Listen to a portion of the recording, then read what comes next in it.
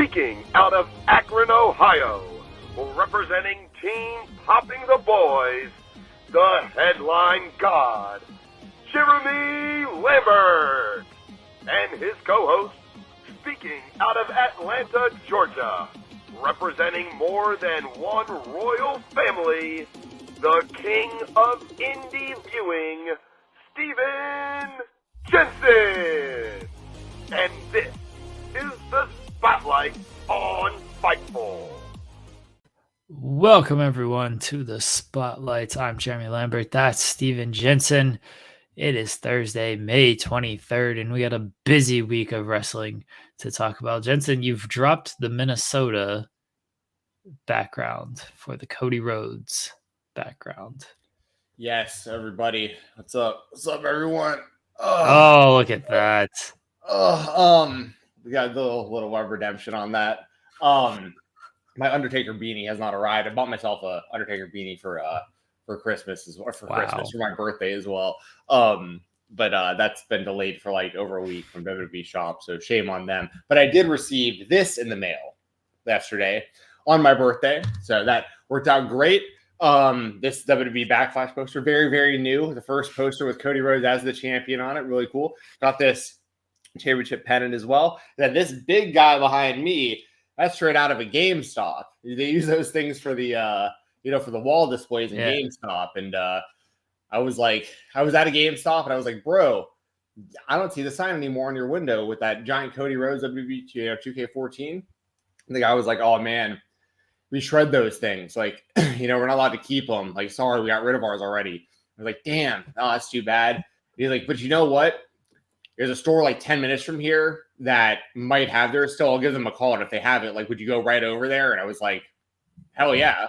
So I drove from one GameStop to the other, and the other manager at the other GameStop gave me that. So pretty cool. I got a bunch of other stuff too. I got like WWE 2K23 with like John Cena. Like they gave me a whole bunch of stuff. Like apparently they aren't allowed to keep any of it because like it's like an employee, it's like a work policy thing. But excuse me, but they hate like destroying this stuff because like there's like cool art and posters and stuff that they have on their walls and whatnot. So they actually like people coming by and asking to take stuff. Like I didn't realize that. I might not be supposed to say that or not. I might be throwing people under the bus right now. But the guy was like, dude, whenever you're around, like just come in, anything that you want that we are about to throw away, like we'll just give you. I was like, that's what's up. So I have this gigantic WWE 2K24 Cody Rhodes poster in here. So yeah, that's the story of that. And thank you for the happy birthday, love. I appreciate that in the chat, everybody. My birthday was yesterday, and that's why we were a little bit late this morning. I was waking up a little bit slow, and I was bragging about my headphones last week on the show, my wireless earbuds that I got from Dave & Buster's, damn it. But they wouldn't. Like, it was so frustrating. They were paired to my laptop that I'm doing this off of. And then something happened because they also wound up pairing to my iPhone. And then when I unpaired them from my iPhone, they wouldn't reconnect to my laptop. So anyway, that was on me for being late again this morning. But once again, everyone, I appreciate y'all being here on the show. And thank you, Jeremy, as always, for doing this with me. So. Shout out to Big Dick MLJ for the intro. I knew with 4 minutes in, didn't get to it. Huge. It covers all of Cody. Yeah, it's Big Dick MLJ. We appreciate everyone in the chat. Guys, leave us a super chat. Get your question, comment, statement right on the air. Leave us a thumbs up on the video. That helps. And subscribe to this channel. Subscribe to FightfulOverbooked.com. Maggie's in the chat. Rob and Maggie coexisting is actually today at 3 p.m. Eastern as opposed to its typical Friday spot. So if you love Maggie, as you should, then go hang out with Maggie and Rob today at 3 p.m. Eastern on Fightful Overbooked. And on most weeks, Friday at 3 p.m. Eastern on Fightful Overbooked. So we appreciate Maggie. She's always here talking with us. I think that's everything. Before we do get into wrestling, I apologize. Our finisher asked, have you seen X-Men 97? I haven't. I've actually just recently discovered the existence of this. What? Because I guess it's done for now or something. The first season wrapped last week actually. So the first season, you can binge watch the whole thing right now. Is it a? And by the way, Maggie, I have not been doing my push-ups. I hate to say it. I was talking about the medical thing that I was dealing with a few weeks ago. That has to do with my arm, and it's like it's similar. If people know what like golfer's elbow is, it's kind of like tennis elbow, but for like a different muscle in your elbow. That's a kind of part of what I've been dealing with. So I haven't been able to do push-ups, which actually really bothers me because it's a part of my routine that I'm used to doing at this point. I have to stop myself from doing them right now. So sorry about that. I have been slipping on that, but I gotta figure out some other stuff to do while I'm dealing with this. But the X-Men 97 thing, is that essentially like the old cartoon, like new episodes of like the old cartoon? Is that what that is? Yeah.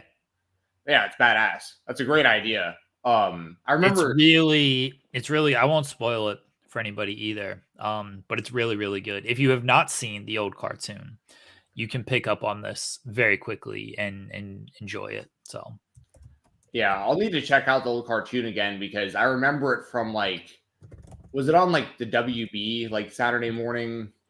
I think so. I'm very bad with maybe Fox. I think it was on maybe. Fox first. Yeah, I think it was on Fox first. Because I remember I had it on VHS. That's how I watched it. I watched it on VHS. Yeah, there you go. Did you own them or go to your local Blockbuster or Hollywood Video? No, I had the VHS set because I remember watching certain episodes like way too much. Because I really enjoyed just the series overall. Nice. Like I can remember a lot of the like the Rogue and the Wolverine story and everything. So nice. There's a new South Park Paramount Plus special dropping like I think midnight tonight, technically tomorrow. So for South Park fans like myself, I know Maggie loves South Park, so I love these Paramount Plus specials that they've been doing and stuff. Those guys are still hilarious to me. Controversial, but they're like the only show that like, you know what I mean? It just like doesn't care. Like they're like, cancel us, whatever. We have $1 billion. Like, what are you gonna do to us at this point? So they just keep putting out stuff that I think is hilarious.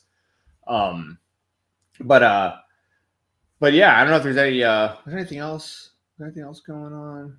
Oh yeah, the NBA playoffs. I've been keeping up with that. I was at the casino the last 2 days with no reception until like yesterday afternoon when I got back.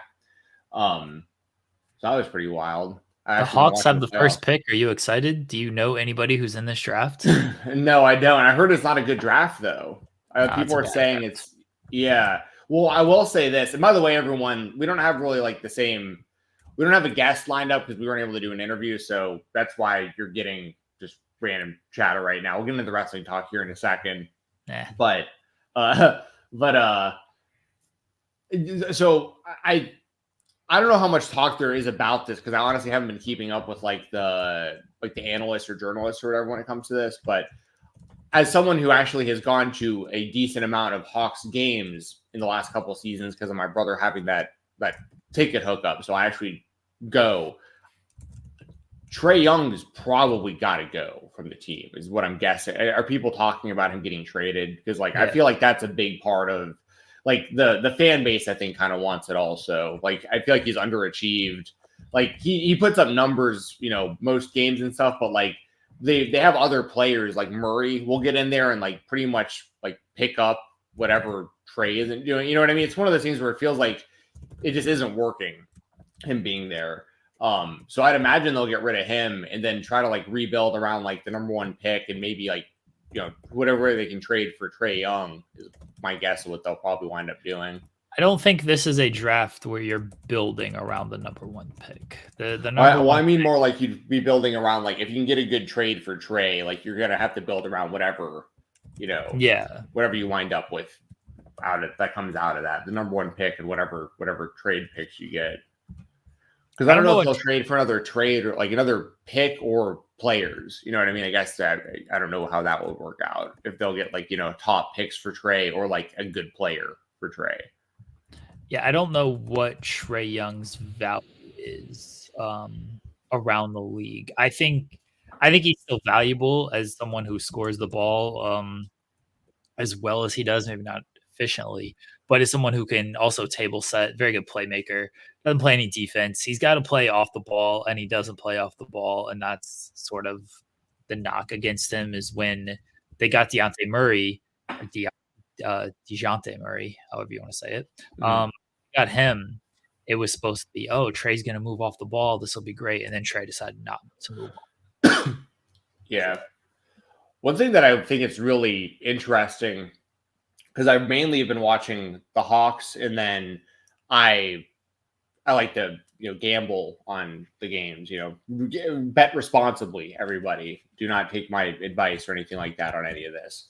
But it's interesting to see how certain teams run like their offenses, because like especially in the playoffs, the difference is like last night I was watching the game. And like the T-Wolves are like setting up plays most of the game.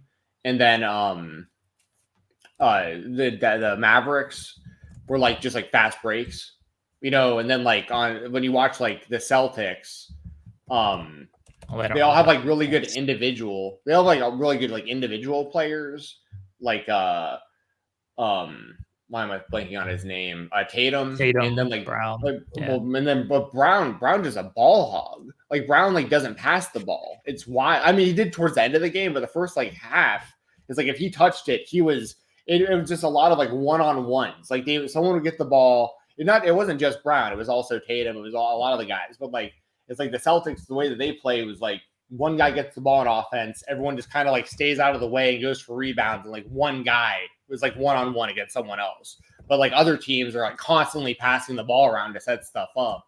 It's just interesting the difference in that, how you can be that different in like your attacks or whatever, but still wind up in the last like 4 teams in the whole thing. So it's been fun to watch as somebody who like I was a big fan in like the 90s, but I got like totally out of it the last like couple decades. So it's been fun getting back into it. I like your assessment of the Celtics. You're going to upset a lot of Celtics fans. Is that wrong though? I feel like dude, but they have like good players. Even like the dude who totally screwed me over at the casino is Peyton Pritchard, because he started off super hot. Like he got like 8 points in the first quarter and needed 9.5 for the game. And then I had a separate thing going where he needed 11.5. If he would have gotten 4 more points in the game, it would have won like $725. What are you doing betting on Peyton Pritchard points? So when you're at these casinos, they have like lines on everything. Yeah, I know.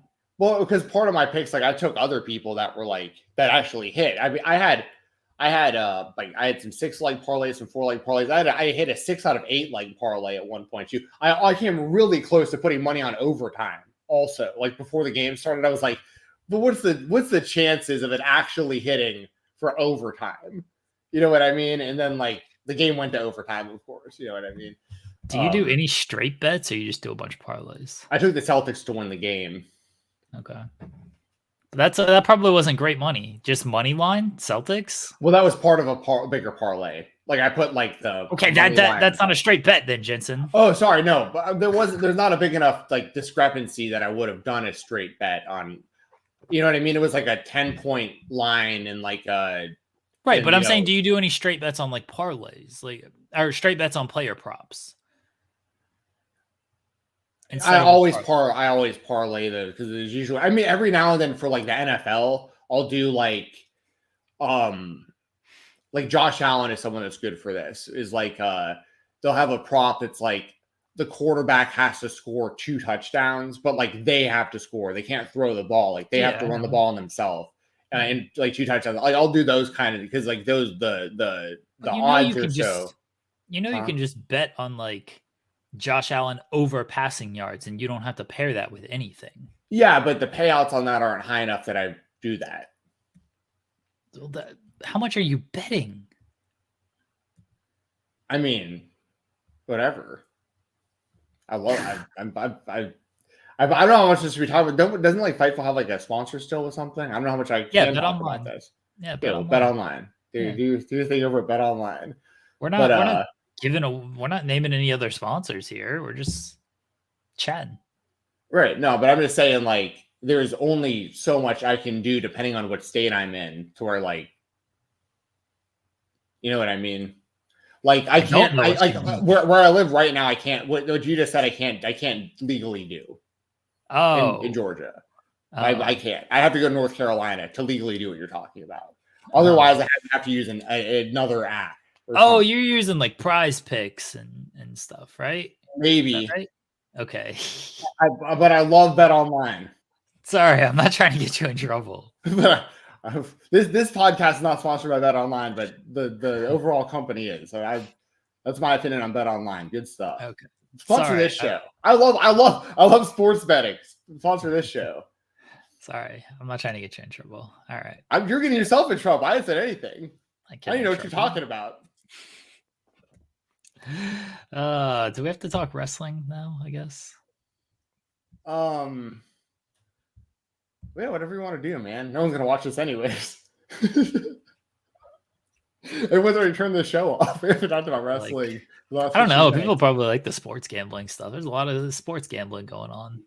Yeah, and by the way, for people who are tuning in late, I am wearing my that's So Cool Steve Austin shirt. Okay, is that redemption or is that just kind of like you're being kind of a fake fan? No, so here's the thing, right? Like I've bought multiple Austin 316 shirts, like the same one I've had to buy multiple times. I have that laying around somewhere. I haven't worn this one in a long time, but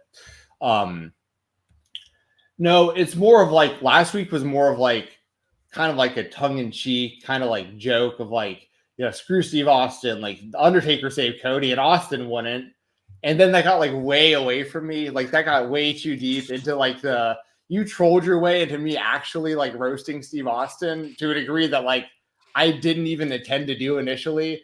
I am a Stone Cold Steve Austin fan, but the joke is I was not an Undertaker fan his entire career. And now I'm a huge Undertaker fan because of this one thing he did for Cody. Like that's the joke, and that Steve Austin wouldn't show up for that. And I don't know why. I don't know if it was money. I don't know if it was travel. I don't know why he didn't show up. I don't know if he was even asked.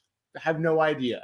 But if he was asked, I was bummed out. He didn't do it. But it put the Undertaker on like this new pedestal for me. And it's just funny that that's what it took for me to like the Undertaker. Was he's been in the business for, half a century and never was for me. Saves Cody once. Now I'm buying his merchandise. You know what I mean? Like that's the joke. So anyway. All I heard is you were a fake Steve Austin fan.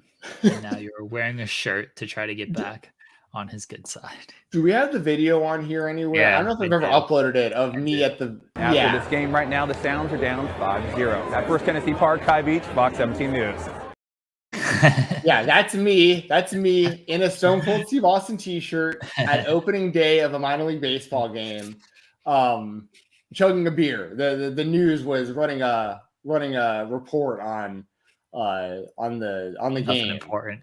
And I was back there chugging a beer. There's like a longer version of that too. I could upload someday, like it's like showing me kind of setting it up. But yeah, Maggie's asking you to marry her. Yeah, we've discussed this in the DMs. We've already. Okay. Yeah. Me and Maggie are a thing. People didn't know that. No. She just lives in Bulgaria, so like I did not know this. It's a little bit. Well, why don't you marry her so she can get her green card? Oh, that sounds like a good idea. To marry somebody so they can get citizenship. No, I'm just playing. But no, Maggie's cool. I like Maggie, obviously. How you say it?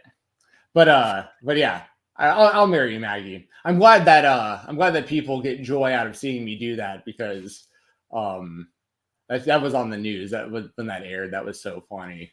But yeah, so Steve Austin, there you go. Yeah, you're still. People can't call me a fake fan. I'm out there repping in public, dude. I'm one of the few people that like you see me wearing what I'm wearing on this stream, and then I just like walk outside into the world looking like a wrestling fan. Yeah. You know what I mean? That's 100% true. I told your wife yesterday when she wished me happy birthday. I wound up not going to Dave & Buster's last night. I was too tired after the drive and just wanted to hang out and watch AEW and NBA. But I told her, I was like, I've got a lot of Cody swag that I wear. So obviously I got stuff behind me, but most of the time, if you see someone walking around the Atlanta, Georgia area and you notice Cody Rhodes merchandise, it's probably me. You can stop me and say hello. I hope you just get a flock of fans coming up to you like Stephen Jensen. No, it's funny. The only time I ever get recognized is occasionally at indie shows, and it's usually when I'm wearing either something that has to do with Cody or Fightful on it. Like people put like 2 and 2 together. They'll be like Fightful, see that, and like, oh, okay, like I've seen you before or something. That happens very occasionally at indie shows, but outside of that, like no. But yeah, Cody stuff and Fightful stuff will kind of get me noticed, I guess, a little bit. I need this. The 90 days. I'm aware of it. I've seen people on YouTube like commentate, like review it. You guys would be normal on that show. That show. I've seen some weird gold digging going on in that. It's not only gold digging. It's like the worst people in the world. They got one couple who I used to watch this show like religiously. I'm sure you did. This couple has been together trying to get a green card since like before the pandemic. It's been like 5 years and they are still like trying, and like all they do is fight. It's god awful and they're still trying. It's amazing. Yeah, the worst people in the world are on the show. I believe that. I saw that, by the way. I saw there was a MILF Manor 2 coming. Oh yeah, I'm watching that. Yeah. Oh, okay. Yeah, that's every single week. Yeah, so there you go. But yeah, most of what I've seen of that show was like gold digger situations where like like the two of them, the one or the other really liked, like it was a one-sided thing. Like one person liked the other one was like completely like a green card situation or like a financial situation, or it seemed like a complete mess of a show. Our immigration, though, by the way, is a complete joke. Like what you're talking, like just in general. Like I know there's this big story going around. I won't talk about this, but there's a big streamer called he's got a lot of names: Moist Critical, Penguin Zero, his real name's Charlie. He owns Moist Esports, and they have like multiple teams like Rocket League and like League of Legends, I think, and stuff like that. Apex, and their Apex roster is from overseas. And he wound up having to not fire. They have to do this loophole basically, but he basically had to let go of his entire esports team because they couldn't get visas to come into the US or to North America because they were on his esports team. Like there was some weird vendetta against like him or his organization or whatever, wouldn't let him in because of that. So he had to get rid of all of them off of his roster so that they could get their visas. They all get in. And then he could, they can get in, then he could like start the process of like rehiring them or have them under a different name or whatever. But it's so strange. Like it went on for like apparently like close to a year of them going back and forth with immigration, and they wouldn't let him in because they worked for this one team. It just made no sense. But then they let him in when they were off the team. It was very, very weird. Maggie, I love protein shakes and I love Bloody Marys. So yeah, like what I'm seeing there. All right, go ahead, Jeremy.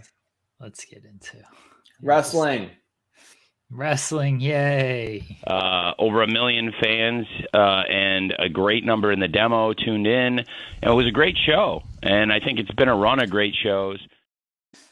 We got a super chat from Chi-Town Spurs. Says, all right. We got a flamethrower, a giant versus a dragon, 4 people making out in the ring, and blood from the ceiling. Did Jeremy book Dynamite last night? It ruled. I did not book Dynamite last night. I enjoyed Dynamite last night. I'm looking forward to the pay-per-view. I had gripes, but I got gripes about everything because I just simply don't like wrestling. So what can you do? What did you think of Dynamite last night? And then how excited are you for Double or Nothing? So I was in and out on watching Dynamite last night, but I enjoyed what I saw of it. I mean, obviously geared up for Double or Nothing. What was the thing about people making out in the ring? I think I missed that. That was Tony and okay. Mariah. Yes, gotcha. Forgot about that for a second. Did you forget about it? Darby with the flamethrower was very cool. That was pretty cool to see. I got to go back and watch. How long did Danielson and Satnam Singh go for? I did wind up actually missing that. That was a pretty short match. Yeah. How did it go? Did Danielson work him? Oh no. What happened?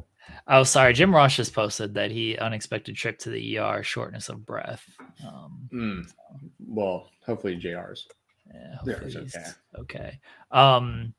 It was what you would expect from Danielson and Satnam Singh. They tried to, Jay Lethal was out there. This isn't a spoiler. It already happened. The match ended in a DQ, and I had no time. Like, don't do main. I understand it was only 8 minutes. Like, fine. You didn't get me invested in a 20-minute match and then in a DQ, which WWE would like to do a lot back in the day, and would always don't end your main event in DQs. I hate that. Absolutely hate it. Don't main event with this match if you're going to end it in a DQ. I know why they did, because they had to set up the post show or post match thing with the brawl and everything. I just don't like main events ending in a DQ. So it was fine. It was what you would expect from it. Danielson did what Danielson does. The table broke on Sanjay as they tried to set it up, which was hilarious. Yeah, that's the closing segment with the Young Bucks and Darby Allin making the save, I thought was good. And I'm going to sound crotchety here, so I'm sorry. I want to know where Jon Moxley was. Why didn't he come out and help Bryan Danielson? I thought they were friends. I thought they were on, Blackpool Combat Club. Moxley was there. He hit. Yeah, Moxley was there. I guess FTR just wasn't there. And I probably wouldn't have had Danielson fire up on both the Young Bucks before like Okada came out to take him out. Like that, Danielson didn't really need that. Like, he'd just gotten beaten down by Satnam, Jarrett, Lethal, and then the Young Bucks came out and continued to beat him down. And then Danielson just ended up fighting both of them off by himself until Okada came out. It's like, I don't know if I'm doing that with the tag team champions getting beat down like that. It's Bryan Danielson. Again, love Danielson, but he probably doesn't need that fire up spot there. Darby with the flamethrower was very cool. Yes. Yeah, that was cool. Speaking of cool, and speaking of the Young Bucks, what do you think about those shoes? I mean, they're Reebok pumps. They're pretty. Yeah. Or honestly, like, the kid in me thinks this is very cool because I know I had a pair. Yeah. Of Reebok pumps. Like, I feel like everybody did. That was around our age. So like, that's cool. I'm not gonna buy them because I don't. Oh, I'm buying them. I'm buying them. They're like 180 on channel. Oh, I'm getting those for sure. I gotta rock those. I haven't bought a new pair of shoes in a while. I mainly wear Griffies. I have 2 pairs of Griffies that I bought a pair of the LaMelo Slimes last season also, but there's very, very rare occasions that I can whip those out. I don't know if you've seen. I think I've shown you those shoes before. They're ridiculous, but they look like Nickelodeon slime. But yeah, I mainly wear Griffies. So the pumps are pretty similar to Griffies, like the high top pumps, which I like. So yeah, I'm gonna buy those Young Bucks shoes. They come out in like 4 days, I think. So order those. Yeah, they come so out. If you guys happen to see someone in the Atlanta area wearing Cody Rhodes, wearing a Cody Rhodes t-shirt and Young Bucks shoes, that's definitely me. The shoes are fine. Anarchy in the Arena will be really good. Like, be good. Yeah. Ryan in the chat. What's up, Ryan? Says, so is the BCC just done? Where is Claudio? I mean, and Yuta's got the concussions or something right now, right? That he's dealing with, so he hadn't been around either. You don't want my actual thoughts on the Blackpool Combat Club. Go ahead, Jeremy. Go ahead and just. Obviously you got to get off your chest here. I know. I do feel like it's holding back Danielson. It doesn't make sense anymore for them to even be like doing it. I don't think it's holding back Danielson. I think the group just kind of sucks, and the connective tissue of the group isn't good. I know Claudio is like, oh, I don't want Danielson to do this. I'm worried about him. But that was mainly beefing with Eddie Kingston also being part of the match. And now Kingston's out of the match. It's Darby. And if Claudio's that worried, like, shouldn't you be a friend and like help a little bit when this is happening? Like, why is Darby coming in here and making the save? If Eddie Kingston is out, then why wouldn't someone like Claudio be like, you know what, to protect Danielson? I know Darby makes more sense as I understand the team AEW team elite. I understand why Darby makes more sense.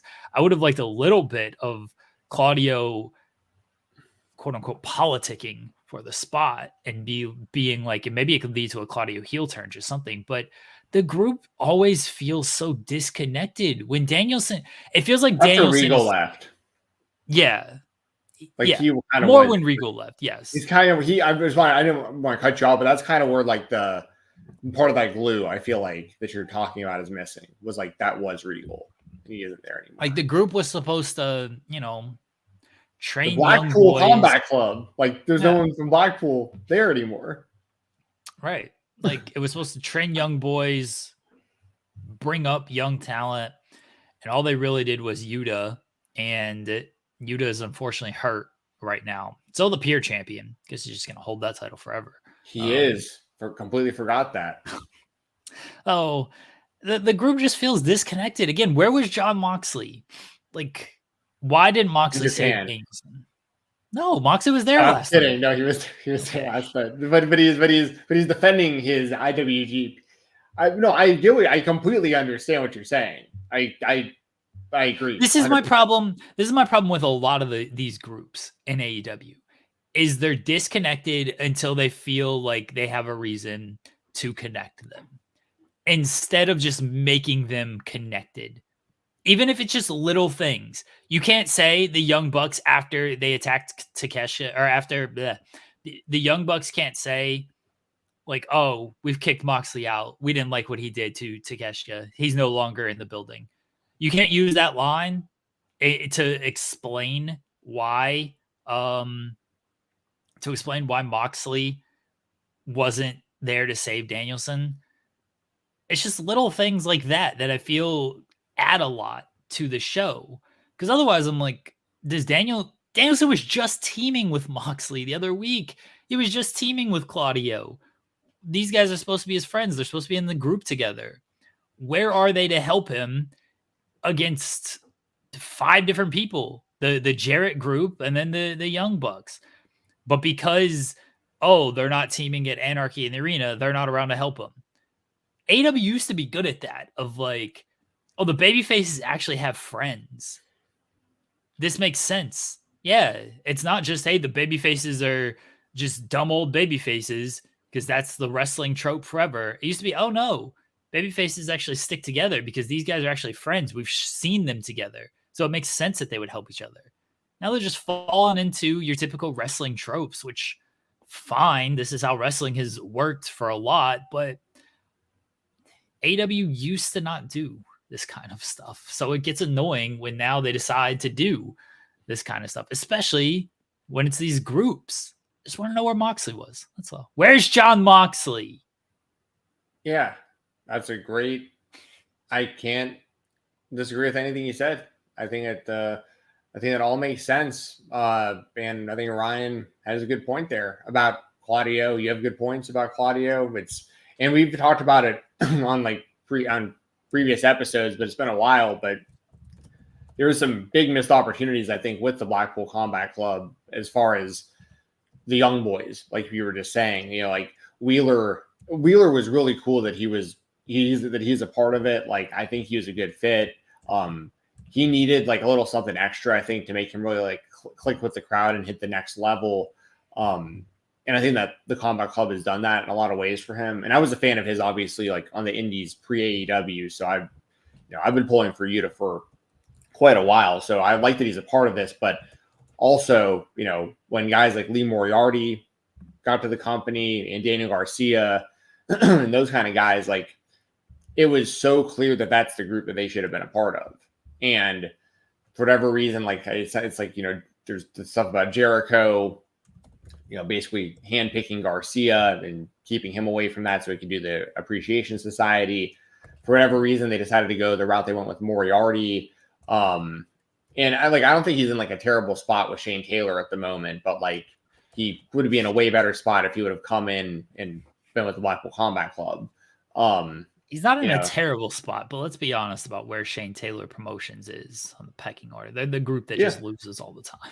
On AEW, yeah, for sure. And then they got like some stuff going for them on Ring of Honor. We've already established that don't really know how many people are paying attention to what's going on there versus what they see on the show on AEW when they're talking about Ring of Honor using their titles. That said, do support the Ring of Honor post show, here on Fightful. But SB3 now does that, so yeah, support. Oh, is he full time on that now? Yes, he's full time on that. Yeah. Good for him. I talked to SB3 yesterday. We're talking about doing another episode of Degrassi Dudes or talk about something soon because we got Joel sent me a screenshot a couple days ago of somebody who I guess had commented on like an old Degrassi Dudes episode like a couple days ago. He was like, "You guys need to make more of these," and we're like, "We do.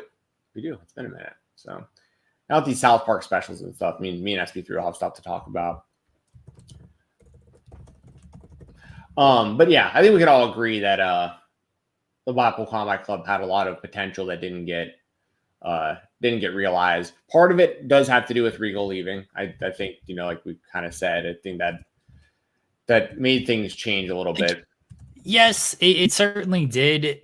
I'm not excusing that because Regal's been gone for over almost 2 years now. So at least a year. He left in 2022.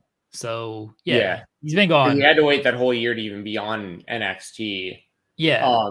Because MJF won the title in 2022, and that's when Regal left right after that. I do want to say Power Driver Finisher says, dude, I love what the Blackpool Combat Club has been. I actually love the concept of the group, and I liked what they've done up until pretty recent. So I do want to say that, like, because there have been times where like the group has seemed disconnected even before recently when the guys were kind of doing their own thing and their own stories and stuff. But I do like the Blackpool Combat Club. But Jeremy, I think, is completely on the money when it comes to like recently, especially on a show like last night. Like, why wouldn't other members of the Combat Club help that are in the building when their own guy Danielson is getting beat down and stuff? Why wouldn't they want to be, or like Jeremy said, why wouldn't they at least be politicking on screen to be a part of Team AEW and stuff like that? Like, I think Jeremy makes great points about all of that. So I think both things are right. I think the Combat Club is a really cool group. It's a cool concept, but at the moment it's disconnected. And they do this with other groups too. Like before the turn on Swerve, the Mogul Embassy was never with Swerve. So it did make sense to finally turn them, but it also felt like the turn was there because they weren't going to keep Cage and Gates of Agony with Swerve because they were so disconnected basically the entire lead up to his title run. And then he won the title and then they were really disconnected. And then it was like, okay, let's just go ahead and turn them. Swerve beats everybody up. And now we're never going to see Gates of Agony on television again. And maybe Brian Cage will still win a couple of matches, but just the disconnect with groups. Jericho Appreciation Society was like this way too often too. Just you have these groups, but they don't feel connected unless it's like, we're going to connect them because we have to do a big multi-man match. Otherwise, they're never really going to be together as much as they should based on attacks, based on different rivalries, things like that. So I would just like more connection with these groups if you're going to utilize so many groups. We'll see. Yeah. The Guns are very connected. I do like Bullet Club Gold. They're all connected well with each other. The 6-belt trio, 9-belt trio. I'm sorry, right? They have 3 titles each. Yeah, they have 9 because they have like the unified titles. Yeah, nine titles for one title. But yeah, and also you brought up Jericho. I continue to enjoy the Jericho Vortex and the thanks guys and that stuff. I think it's still working. And so they're setting up a triple threat for the FTW title. That's official, yeah. Well, so I mean, like they set it up last night, through the triple threat match. So that's kind of cool. Do you think that Hook's gonna get the title back here? Or do you think they're doing a triple threat so Jericho can retain and be the FTW title or champion longer? I think that Jericho is probably just gonna keep the title and continue with it. Yeah. If it was him and Hook 1-on-1, do you think like ultimately Hook's gonna win it back from him? Maybe. The Jericho stuff, it's good that they've I enjoy it. There. Oh, there you go. Okay, I'm actually okay. No, I enjoy it. I don't dislike it. I do think that sometimes Jericho relies too much, and this is a credit to him actually. But instead of just going away, like I feel maybe he should have, he instead just takes the online feedback and is like, "Oh, I'm just gonna make that my character. Whatever the online feedback is now my character. Oh, you think you want sports entertainment? I'm gonna do sports entertainment with the Jericho Appreciation Society. Oh, you like Daniel Garcia? I'm gonna put Daniel Garcia into my group." Like, it feels like sometimes instead of just, hey, maybe go away and breathe a little bit, it's, oh, you don't like this about what I'm doing? Well, now I'm gonna base my entire character off of that. Yeah.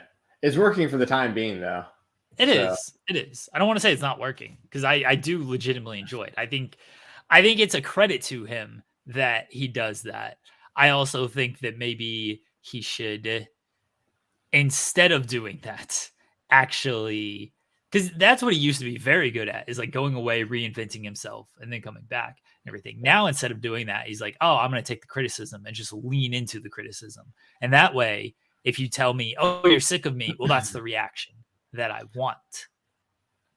It's pretty interesting too, because like when you think about it, at least the way that I see it, is Jericho up until like recently as well, he was always able to get out of stuff before it became uncool. Like he was really good at gauging, like switching and pivoting his gimmick and stuff before people turned on it, if that makes sense. Like, even like he wouldn't wait for stuff to get stale and drag out until people were totally tired and bored of it. Even the Judas song, he's talked about how it's been like over a year that he's been trying to get his theme song changed. And Tony Khan kept being like, it's a big part of the show. People want to sing it. Like, we can't get rid of it. And even then, like, he could tell, like, you know, his character was changing. He doesn't want the crowd singing it. He knows eventually people are going to die out of doing it. It's going to, the singing is going to get quieter and quieter. Like get out while people want more. Like, this is really the concept. And I think Jericho's been great at being able to do that his entire career up until recently, when some of the stuff wasn't really working. But what he's so smart about is, okay, well, the stuff he's not doing isn't really working. He's getting a chance to retire, to leave, and all this stuff. And now he's like, what I'm doing isn't working. Wait, I'm just going to do whatever they're saying now. Like, that's so smart. And just to use that as his character, I think is genius. Like, he turned a situation of like, it's like I don't know, it's like a pitcher who can't throw heat anymore, realizes like they can throw a knuckleball. It's like, wait a second, I have a whole new lease on this. Like, I'm just going to listen to them. I don't need to stay ahead of it. I'll just do whatever they say. I'll do the opposite of whatever they tell me to. And it's working. So yeah, good for him. And I think it's also going to benefit Big Bill, who, by the way, this is complete heavy speculation. This is not reporting. This isn't people like, this is just a gut feeling. I have no idea what Big Bill's AEW status is, but like, if he ever winds up back in the WWE, he'll be like massive there, I think. And I think AEW would be really smart to push him heavily while they have him and try to keep him there. Like, a guy that size who can move the way that he does, coming out of whatever this story is with him and Jericho, I think he's going to be primed up for a big run. There might be people that disagree with me, that think he shouldn't be a guy or like whatever. I think when you're that size and you can move the way he can, you can talk the way he can, and he's had his own personal trials and tribulations over the years, and it seems like he's on the other side of all that. And like, he seems like a guy you can depend on at this point. Like, I mean, that's rare to be in his position, I think. So I think if this thing with Jericho goes well, I think they need to heavily push Big Bill as a singles guy. And then once again, I think if you want to back in the WWE, he'd be like a top guy there if he returns. So I don't know what Big Bill's future is going to be. It is a credit to him, the way he's turned his life around. It was kind of before AEW. Like, the Impact stint really turned things around for him. And then he got oh yeah. I was going to say the Indies stuff. Like there was stuff that happened on his exit from WWE was pretty public about like kind of the stuff that went on. And then he had like run-ins on the Indies, like at backstage and stuff. And like, it was really like, people were like, this guy might be done, you know? So yeah, no, sorry. Continue, Jerry. Yeah. I think the Impact stint is where he really turned things around for himself. And I think that's when he either that started to get clean and everything. And then he got an opportunity in Impact. He did really well in Impact. He opened some eyes in Impact, and then got an AEW kind of tryout off of that and did well in that, and then got signed and has done great things in AEW, much better than I think people certainly expected when they signed him. It's like, oh, okay, here's Big Cass. What are we gonna get out of him? And he's done great. I don't know what his future is. His I guess they're still engaged. Lexi Nair, I think they're engaged. I don't know if they're married yet. Oh, that's right. I thought they were even together, but yeah, you're right. Yeah, that's cool. I don't know if that might sway things, but he's done very well for himself. I don't know what the end game here with Jericho is, if he decides to turn on Jericho and he's learned enough, or if Jericho turns on him because he feels he's the tree is growing too much beside him and he can be the only tree standing. No idea where the overall end game with this is, but I guess we'll see. I think Jericho does retain on Sunday. Yeah. What else is on this show that you are looking? Yeah, we'll do some official predictions. So I'm going to take Jericho also in the triple threat. It is wild though. In 2024, we're getting a triple threat match with Jericho, Hook, and Shibata. Remember how, because people forget, because it's already been a while now, but remember how long Hook was just standing there for Team FTW, who just standing out there eating chips, and like people were just memeing like, yeah, that ruled. It did rule. But then like how far he's come from there, we're like, it's pretty wild. AEW can definitely have their criticisms of like, there are plenty of people that seem like they're in the same position now that they were. Someone like Anna Jay, for instance, it's like I think she's improved, but like she's in like pretty much the same spot. There's a lot of people in like Ring of Honor right now that were like kind of day one AEW people that are still like kind of in the same spot. But Hook, they've done a good job of. He's still very similar in a lot of ways. I don't think his character has like evolved that much, but like he's seen as like a credible threat as like a main event level like wrestler for them, and that came from a guy standing around eating chips that people just kind of memed on. So that's pretty cool. The Gun Club's another good example of like a team, like them literally being during the pandemic, just being like fans in the crowd basically to fill seats and to create hype to where they're at. Like, got to give them credit for that kind of stuff. As far as other stuff on the show, we'll just do predictions. I mean, I'm going to take Will Ospreay over Roger Strong. I think that's pretty clear. And last night, I mean, the Undisputed Kingdom continues to not be over, and Wardlow for the save, and I just don't think anyone cares. Adam Cole walked, and he walked straight off of television. Right. Yeah. Well, he walked straight off of television, Jeremy, but if you want more Adam Cole, you can hang out with the Chugs on Twitch and have happy video game fun time with the devil. Anyway, yeah. Is there any? I love that you completely dislike the breaking of kayfabe.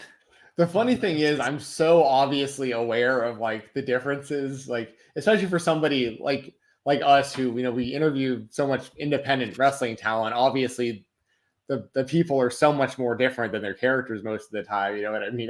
I'm very, very aware.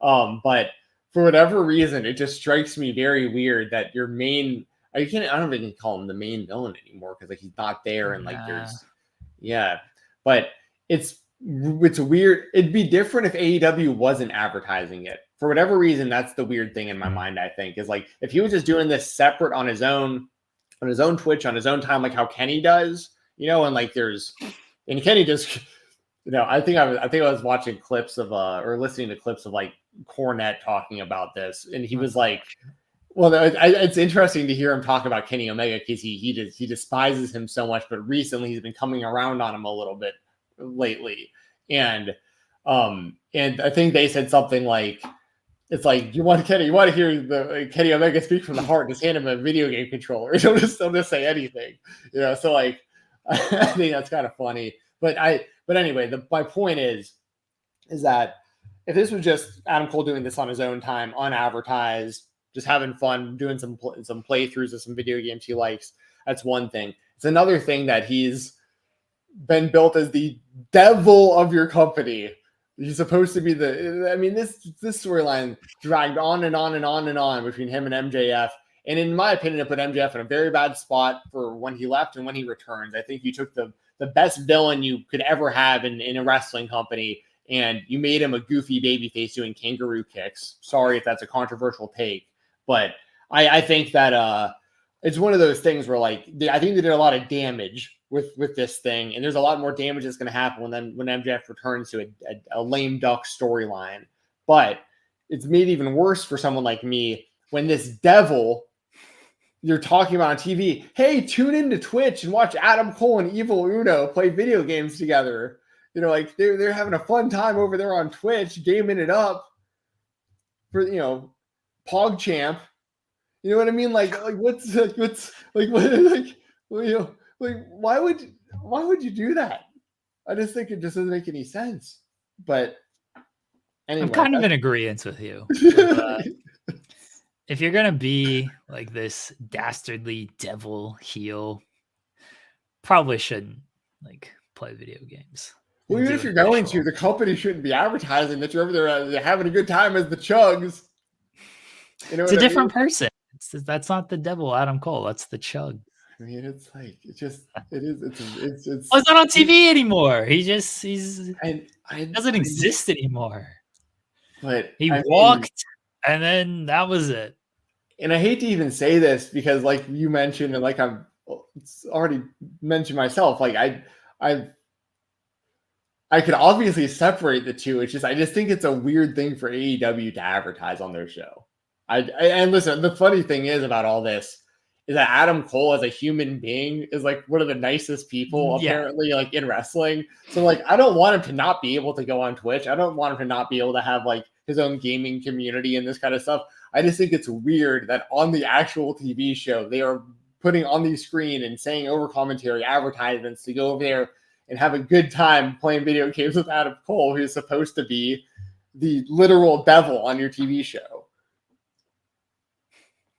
Imagine if Hollywood Hogan was, playing, Uno with the fans. You know what I mean? Like, just like it would just be weird. And then that nature they're talking about it, like just weird. That would actually be amazing if. I mean, it is amazing when you think about it. That's right at the top of the dome, that idea there. But you know what I'm saying? Like, it'd be weird. Some of these major villains about wrestling history just completely, being the complete opposite, and the company acknowledging it and telling you where to go find it. Like, but when Adam Cole shows up on our show, make sure to despise him because he's a bad guy. He's a terrible human being. He's the devil. But if you like Sonic, I don't think they actually care to put like actual heat on this group anymore. They did a good job last night bloodying up Ospreay and Roddy being dastardly and everything. They got the pin on Orange Cassidy. So they did a good job last night getting some heat on. I don't like that, by the way. I think Orange Cassidy is losing too much lately. Is he? Yeah. I mean, like, he lost the international championship. Like, he's a guy we don't see lose that often. I mean, I feel like even seeing him lose twice in the last like couple months is like too much for me. It was a long time where he didn't get beat. I mean, this was his last, I guess. So he lost the international title. That was in March. Him and Trent lost in the tag team tournament. That was April. And he lost last night in a tag team match. I don't remember who got pinned in the tag team tournament. Maybe in my maybe in my head it's a lot of like because like he had the international title for so long and like stayed unbeaten for so long, and then he had like but he went over in like that Jericho feud and stuff. I don't know. That was during the pandemic. Yeah, it was. I mean, but still, I don't know. I don't want to like beat you down on this either because I do like Trent as well. I like Trent and Orange Cassidy. I like Chuck Taylor as well too. But I like where they're at like with this. I would like to see Orange Cassidy lose, I guess, a little less often, but I guess losing 3 times over the last, I think he's going to lose to Trent because I don't understand this rematch when Orange Cassidy beat him like 2 weeks ago. Yeah. No, I mean, you're probably right. And that will kind of actually feed into what I'm saying a little even more. But once again, to be fair, it depends on what they do with Trent coming out of it. If Trent wins and then he goes on to have a good, and Maggie, and there's other people in the chat, by the way, that are all saying Orange Cassidy's been protected or too protected. Yeah, I don't think he's losing too often. I think that's not a hill that I'm willing to die on. Like because you're wrong again. That's not too bad. I just feel like we saw him like not really lose like at all, but now he's lost a few times. But once again, he is Teflon, like people are mentioning. They just got to be careful with a guy like Orange Cassidy, I think. He's different in a lot of ways. Like it's hard to explain. I do think that Don Callis probably Trent ends up with Don Callis. Like Don Callis swerves Orange Cassidy. And that's probably how Orange Cassidy loses on Sunday. I think you're probably right about that. That'll be unfortunate. Yeah. Power finish this as don't awesome this, Steven. This is me praising somebody. Like I'm a big Orange Cassidy fan. And I think this guy wins too much. I just think he needs to be booked in a very safe way, given the gimmick and stuff. Like there's a certain way you have to do it for it to work. And I think AEW has done a really good job with him up to this point. Anyways, he can take some losses. It'll be okay. It's okay. It's okay. And once again, this all is relative to what they do afterwards. Anyways, like. Does Orange Cassidy lose to Trent Beretta and then he wins his next big feud? Then like right back on track. Like, you know what I mean? So there's, and once again, I think that Trent should get a push also. So like, I'm interested to see where this all goes. Well, Ryan with Super Chat, I'll pull this up. I agree with this one. Ryan Soley says, Steven, that Cody Backlash poster is chef's kiss. I agree. Just came in from WWE shop. Just came in yesterday. Thank you very much. It is very cool. It's very cool seeing Cody with the WWE Championship on something like that. I'll eventually buy the poster of him and Roman squaring off for the WrestleMania main event. I'll put that up also. I'll probably buy all the Cody Rhodes posters of him as the champion, actually. Sounds terrible. It's awesome. Anyways, so yeah, I guess. Yeah, Will Ospreay over Roger Strong. You're going to take Toni Storm or Serena Deeb. I feel like Tony's going to keep retaining because she's got a good thing going. But, like, I've always liked Serena Deeb. I love her in-ring wrestling. And, like, I do feel sympathy for her, what she's dealt with and that kind of stuff. But why? She's a heel. You're not supposed to have sympathy for her. For Serena Deeb? Yeah. Yeah, but, like, the actual health stuff she dealt with, like that sucks. Like but she's a heel. Yeah, I know what you're doing right now because like my friend Hughes actually was kind of saying the same thing where he was like, this whole thing is really weird to me because Dee just went through all this, but she's supposed to be getting booed. They baby-faced her with that promo. Yeah. And then they're healing her with everything else they're doing. Yeah. I don't think she's a babyface in this storyline, Pile Driver Finisher. I think they tried with that promo, but all of her other actions scream heel. Last night, that was a heel move. Toni Storm's the babyface. She's protecting young Mariah May and trying to, shield her from all of this, standing up for her she calls her child. Like Toni Storm's being the babyface here.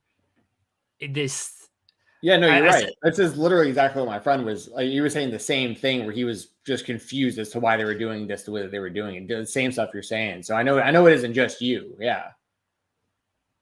it's an off kilter feud here. It feels like a flavor of the month feud because they've added pay-per-views, and here is who the challenger of the month is for Tony Storm. Ryan Soy says Alvarez and Meltzer went at it for 40 minutes about this Tony D. We're not going to do that. No. I'll probably watch that though. There's not a whole lot of people. I'll give some shout outs. There's not a whole lot of people I keep up with outside of Fightful. I'll always keep up with Meltzer and Alvarez to some degree. Like those guys are just too OG for me not to like pay any attention.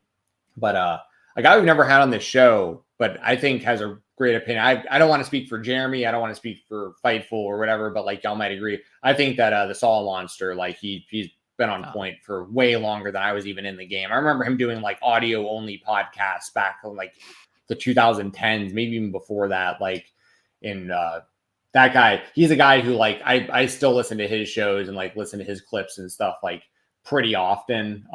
So like that's someone I would like just wanted to throw that out there to show a little love today on my kind of my birthday stream. But I've always thought the Saw Monster is really, really good. He's entertaining too, and the way he articulates his points and stuff is he's a guy I'm a big fan of his. I'm actually surprised we've never reached out to try to interview him from the spotlight. That would actually be a great interview. Get on it, Jensen. I need to get on that. I don't think he even follows me, honestly, but I think we can get in touch with them. We know enough mutual people that we can make that happen. He may follow you. You probably. My only reason I even say that is because like I don't know if I can DM him or not. That's the only thing that ever holds me back sometimes from getting people. Every now and then people will be like, "Why haven't you had so and so?" And it's like I can't message them. You know what I mean? Like otherwise I'd ask, but I'll message him. I'll see what's up. Hell yeah, that's what's up. Anyway, we won't spend 40 minutes on. No, that's all. We're already done talking about it. We're both taking Tony Storm, I think. Yeah, Tony Storm's I feel is gonna win. We got Adam Copeland against Malachi Black. He's defending the AWTT championship. We had the bloodbath last night. A lot of people calling for Gangrel, which I think we'll get Gangrel. Really? Interest? Yeah, I think so. I think you can't do that last night and then not deliver on Gangrel, especially like they can't do the Brood theme. That's the only problem. That was literally the next thing I was going to ask you is like what, because unless it's one of those, which I don't think it is, unless it's one of those like Hardy Boys music type situations or like Crash and Hardcore Holly music situations where like you can actually buy the, but no, you're right. I don't know what knockoff they would have to come up with for that. Maybe they tried it last night. That theme last night was a knockoff of it. Yeah, I wonder if they would just like license a badass song.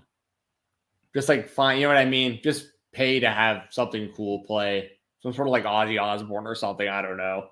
But like as far as this match though, you had an idea the other week that I don't think is that far-fetched. I don't think it's a great idea, but it's a good idea, but I don't think it would go. You had an idea the other week. I don't think it was that great, but well, no, it was actually a good idea, but I think it would be rejected by the fan base if they actually did it. But the idea of Malachi disappearing, like the lights going off and him returning and being outside the ring when the lights turn back on.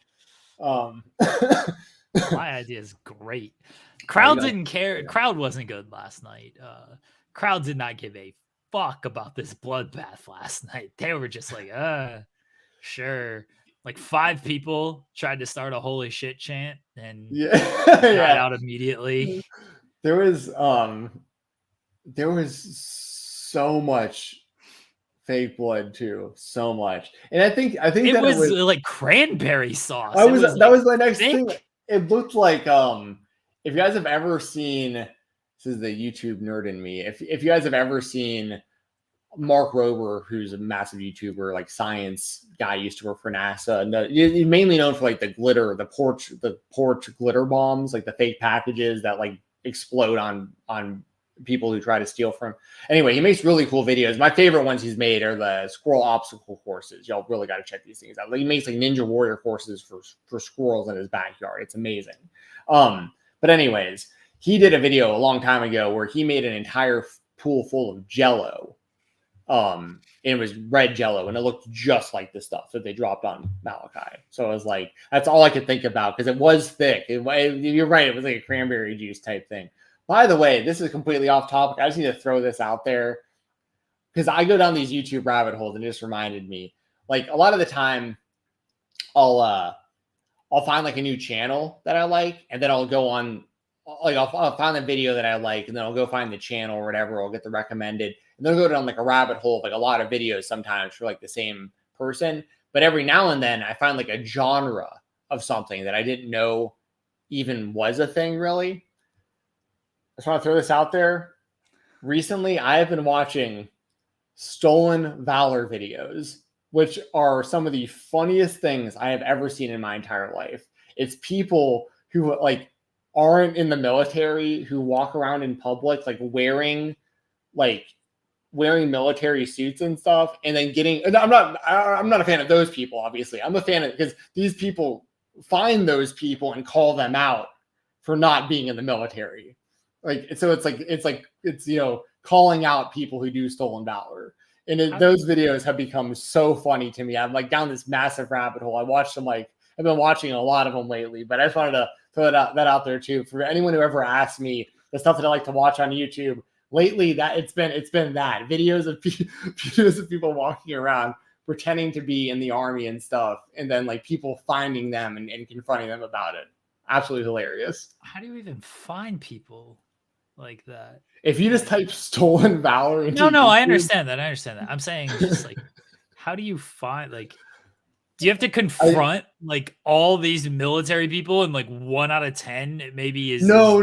This is just people who just happen to come across. Enough of it happens apparently that like people just like, have their phones or whatever that are actually Marines or whatever. And like they'll record themselves or their friends will of like, they'll just see somebody at like a Starbucks giving like the veteran discount and be like look at their badges and stuff and be like, this guy isn't.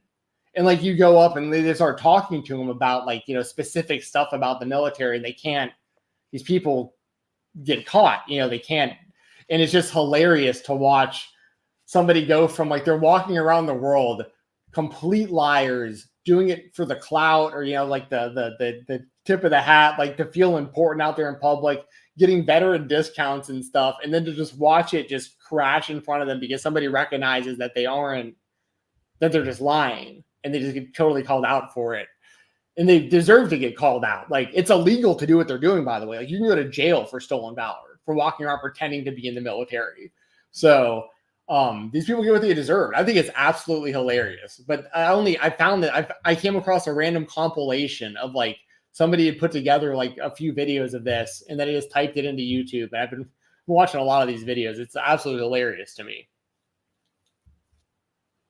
Thank God, Maggie. Thank God.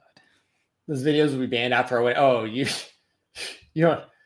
I pretty much only watch YouTube. So, so it's rabbit hole after rabbit hole of stuff like that. So anyways, just wanted to let you guys know what I was watching on YouTube. I don't know what the hell we were talking about. I had somehow gotten onto talking about YouTube channels. I don't remember how that got there either. Joel said I need to watch more Pluto TV. I watch Pluto TV all the time also. I got a lot of screens in this place. But how'd he get his own channel? Who? Pluto. No, it's the app is Pluto TV. Right. How did he get his own channel? How did who get his own? Pluto? Pluto didn't get his own channel. You know Pluto the dog? Pluto TV. He got his own channel. No, Pluto TV is the app. Like Pluto, it's like a. You know what Pluto TV is? That's the character from Disney. No. Well, yes, but what we're talking about is it's like the Roku channel or whatever. It's like a free live channels. Who's on first, says Joel. Yeah, exactly. We're old enough to get that joke too.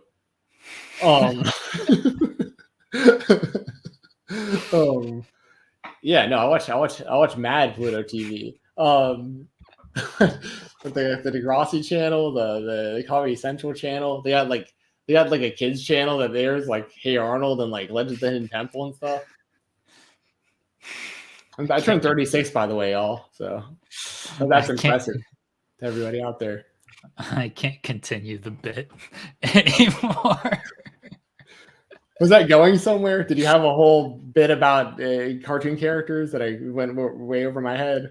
No. It was legitimately just asking how Pluto, the dog, got his channel and just seeing how far you would take it with your answer. I know what Pluto TV is. I was just... Yeah. Well, anyways, we got John Moxley defending the IWGP World Heavyweight Championship against... Nope. Don't put... Oh, I'm sorry. I don't want to... Damn, you're right. You're right. I was wrong. We got John Moxley not defending the IWGP Heavyweight Championship. This is an eliminator match against Takeshita. Yeah. Do you think Takeshita wins and gets a shot, or do you think Moxley just... No. Why are they even doing this then? Because they want Moxley on the card, so... Couldn't they have just found someone in New Japan that was available that deserved a title shot? No, because nobody in New Japan deserves a title shot. Evil's going to win the title at Dominion. Oh, no. What? Yeah, what do you mean, oh, no? You know... You know exactly what I mean. No is what no one wants to see, except for you. Nobody wants to see Evil rules. That's a stretch. Do you know what evil spelled rules. Backwards is? Evil backwards. VIL. It's taking you live. Oh, that's right. Yeah.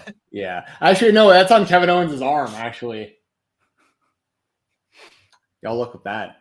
I think Steve Corino might have the same tattoo. They have that live evil backwards tattoo. That's right. We're gonna live in a world where evil is once again the IWGP World Heavyweight Champion. And we were just talking about evil. I should have gotten that quicker.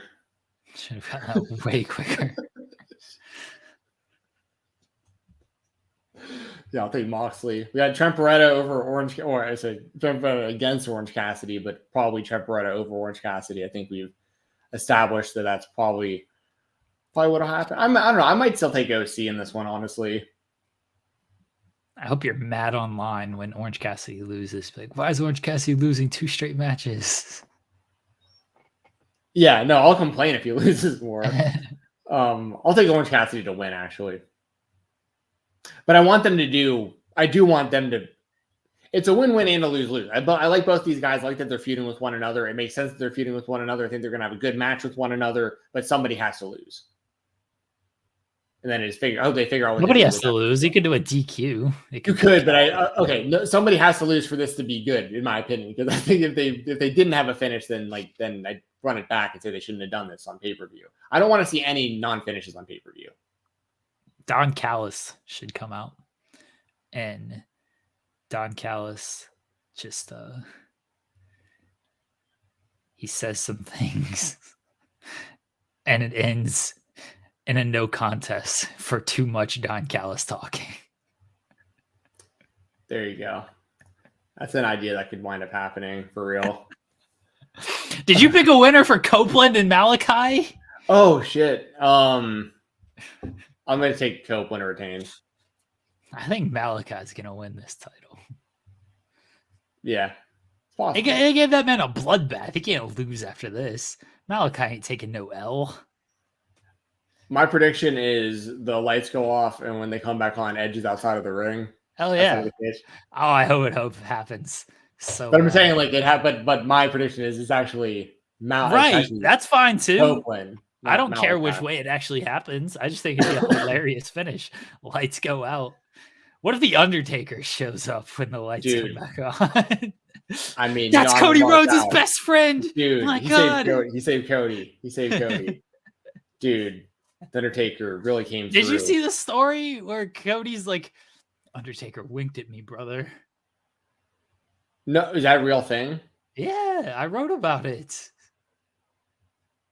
I got to read about this. He's like, the lights came back on. He's like, Undertaker moved so quick. He was like a lion. He got in the ring so You're quickly. trolling me, dude. Oh, I'll read the fucking quote right now. Hold on. God. Okay. I will need to read pull this up so quote. you're not lying to me. I'm not lying to you. Everyone can go to Fightful.com, published May 22nd. That's yesterday. At 9 a.m. Here's Cody's quote, speaking to the Babyfaces podcast. Good guys over at the Babyfaces. When the blackout happens on TV, this is Cody Rhodes speaking. It's completely dark. When the blackout is in the arena, your eyes are adjusted to where you can actually see what's going on in the ring. The gong hits, the place loses their mind. Roman has leveled me prior to this. I'm laying there, almost dead to rights, hanging on, trying to catch my breath. I saw out of the corner of my eye the Undertaker roll into the ring at the speed that was like Ricochet or Chad Gable rolling into the ring. A speed that, if anyone wonders if it's still there, oh my gosh, it was like a lion. Legit. Like a lion who had been sleeping on a rock all day, and we went out and did it. When he chokeslams the Rock, I got to make eye contact with him ever so briefly, and I think he maybe wanted to have a moment. Maybe not. Maybe I could be overestimating my importance to The Undertaker, but he winked at me. He winked at me, and then the lights went out. It was like legitimate magic that happened. All the times when he struck people with lightning, he did it. Just gave me a nice... The lights went out. To me, it was one of the most special things ever. That is incredibly special. That's awesome. That's so cool. Undertaker's so cool now. Good for Cody. It's amazing. Man, like a lion still? Yeah, Undertaker's coming back. He's having another match. Like a lion? The speed of a lion? The speed of Ricochet? Chad Gable? You probably won't believe that this story happened either. Undertaker and Cody have both said this. Cody left Undertaker a voicemail at like 3 a.m. After he won the title. He was just drunk off his ass and just said, I don't know what the voicemail contained, but Undertaker's like, hey, Cody had a few drinks, left me a nice message at 3 a.m. Night after he won the title. He was having a good old time. Dude, that's amazing. He was probably like, dude, thank you so much for coming through and saving me. Let's say, how do you think that went? Oh, Undertaker. Total thank you kayfabe. so much for helping me, brother. I saw you wink at me. I saw that. I saw the magic in your eyes. You looked at me and you gave me a wink. Oh, just thank you so much for being there. I don't know what I would have done without you. You were just my hero growing up. It was so cool that you went out there. Not now. Yeah. Undertaker, man. Dude. Brandy, no, not now. Pharaoh, stop. Undertaker, man. Oh, dude, like, it was so... Fuck Steve Austin. Dude, yeah, dude. He didn't want to show up. He's like, yo, fuck him. What up, dead man? Oh, Undertaker. man, I was down and out, and I was waiting for that glass to shatter. I was just waiting for that glass to shatter, and then when I heard that gong, I knew something better was going to happen. I knew that the real ghost of WrestleMania's past, the real legend of the WWE universe, was going to come save me, do the right thing, and pass the torch to the next generation and the next face of this company going forward. The new John Cena. Triple H. That's who they passed the torch to. The glass is going to shatter next WrestleMania, and I'm going to take back everything. We'll run it all back. When The Rock and Cody go one-on-one next year at WrestleMania, Steve Austin will save Cody. Why does Cody need saving all the time? Why can't this dude do it? Because it is epic when you can pull this kind of stuff off at WrestleMania, like, and give the fans and they get those kind of pops. Like, Steve Austin trying to fuck on me. Yes. Great comment there. Thank you, Luis. That is good stuff. Yeah, I hope Austin turns on Cody. He's just stunned Cody. They're doing a beer Joel says celebration. Austin beats Cody for the world title at WrestleMania. That'd be great. Nah. I thought you were a Steve Austin fan. Yeah, it's okay. Steve Austin came back and beat Kevin Owens. Like, I'm okay with that. But let's not get ahead of ourselves. Let's not go too far here. beating Cody for the championship. I don't know about that. But then again, I'd say that about literally anybody right now who wrestles Cody Rhodes for the championship. So not just Steve Austin, literally anybody. This thing's going to be on Cody for a while. You guys thought the 1,316 days was a lot? I don't think Cody's holding the title for that long. What you know about Grand Slam champions? Cody's about to be a Grand Slam WrestleMania main event, like WrestleMania, do 4 WrestleMania events in a row. So Roman Reigns has already done that like twice. Yeah, but Cody's going to do it like 8 times. Moving on, we got Chris Jericho versus Hook versus Shibata. We already said we both think Jericho's going to retain FTW. Bang Bang Gang, Jay White and the Guns defending the unified trios titles against Death Triangle. Yeah. Huh? Yeah. It's a match. You taking Bang Bang Gang to retain, or do you think who cares? I feel the same about the trios titles. Pretty much have since the inception of the titles. Didn't think they ever really needed them to begin with. I'll take the Bang Bang Gang to retain. We got Willow Nightingale and Mercedes. This was actually interesting. I said last week that I would prefer for Willow to retain, and I stand by that. I actually, if just gun to my head, if you ask me who do you like better, who would you rather? I'm a bigger Willow Nightingale fan than I am a Mercedes Moné fan. Just, I made my case last week. I've liked Willow since her indie run. I think she broke, not necessarily broke barriers, but she was one of the wrestlers out there on the indie scene who could wrestle anyone of any gender back when, like, I don't say back when like no one else was doing, because there were plenty of other people doing it, but she was someone who really stood out to me as somebody who could wrestle men, women, non-binary. It doesn't matter. Like, Willow Nightingale can have good matches with anyone and be relied on to be like a main eventer in like multiple big indie promotions. And I love her moveset. I love her personality, the music, the presentation, her promos. I think the promo last week especially was really, really good. Like, but my prediction, like, I think Mercedes Moné is going to win. But I would like, I think that if Willow loses, they need to figure a way to get her, into like the main women's world title mix, which is interesting because this is being labeled as like one of the triple main events, but like the women's world title isn't, which seems a little backwards. But I get it considering the build and Moné's debut in the ring for AEW. I understand all this stuff, but like, it does seem a little strange when you see a pay-per-view card and it says triple main event and the TBS championship is in that triple main event, but the women's world title isn't. Sorry to cut you off. US Bank Stadium in Minnesota just announced WrestleMania next year, SummerSlam next year, 2 nights. 2-night SummerSlam. Oh, dude. 2-night SummerSlam. Oh, and they're going to be riding some massive hype of like the T-Wolves winning the NBA championship, and then the run that the Vikings are going to be on with JJ McCarthy and the squad that they've got with Justin Jefferson and TJ Hawkinson and Jordan Addison and so on and so on. As I could go on and on and on about how the great the Vikings are going to be this year. That's as the kids would say, that's going to be lit, dude. 2-night SummerSlam, Minneapolis. Hell yeah. 2-night SummerSlam. And then, but that's SummerSlam 2025, right? 2026. 2026. Yeah, 2026. Sorry, I said next year, but it's 2026. They've already got SummerSlam 2025 scheduled? I don't think they do have SummerSlam 2025 scheduled.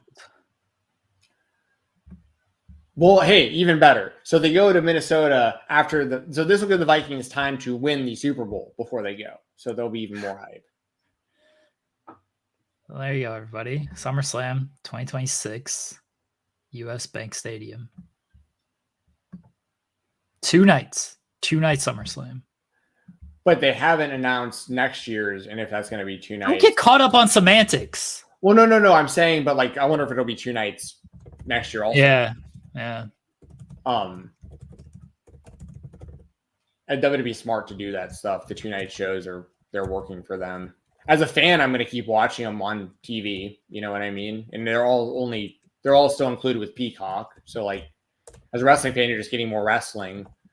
For the city, the amount of, the local economy, I mean, just booms whenever WWE comes to town. You get it for an extra day and stuff. Like, I feel like that's kind of a win-win for everyone. I obviously wouldn't do that for all their pay-per-views or PLEs, but I think if you do 2 nights for WrestleMania and for SummerSlam, And then you keep going in. And then it also gives people more of a chance in the US to get to more pay-per-views, if that makes sense, because they're doing so many PLEs internationally now that you get the chance to go 1 or 2 nights when they're in the States for like WrestleMania or SummerSlam. So I think that actually makes sense.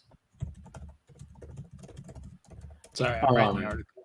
Oh, Jeremy's working. Well, give me the prediction. Who do you have between Willow and Mercedes?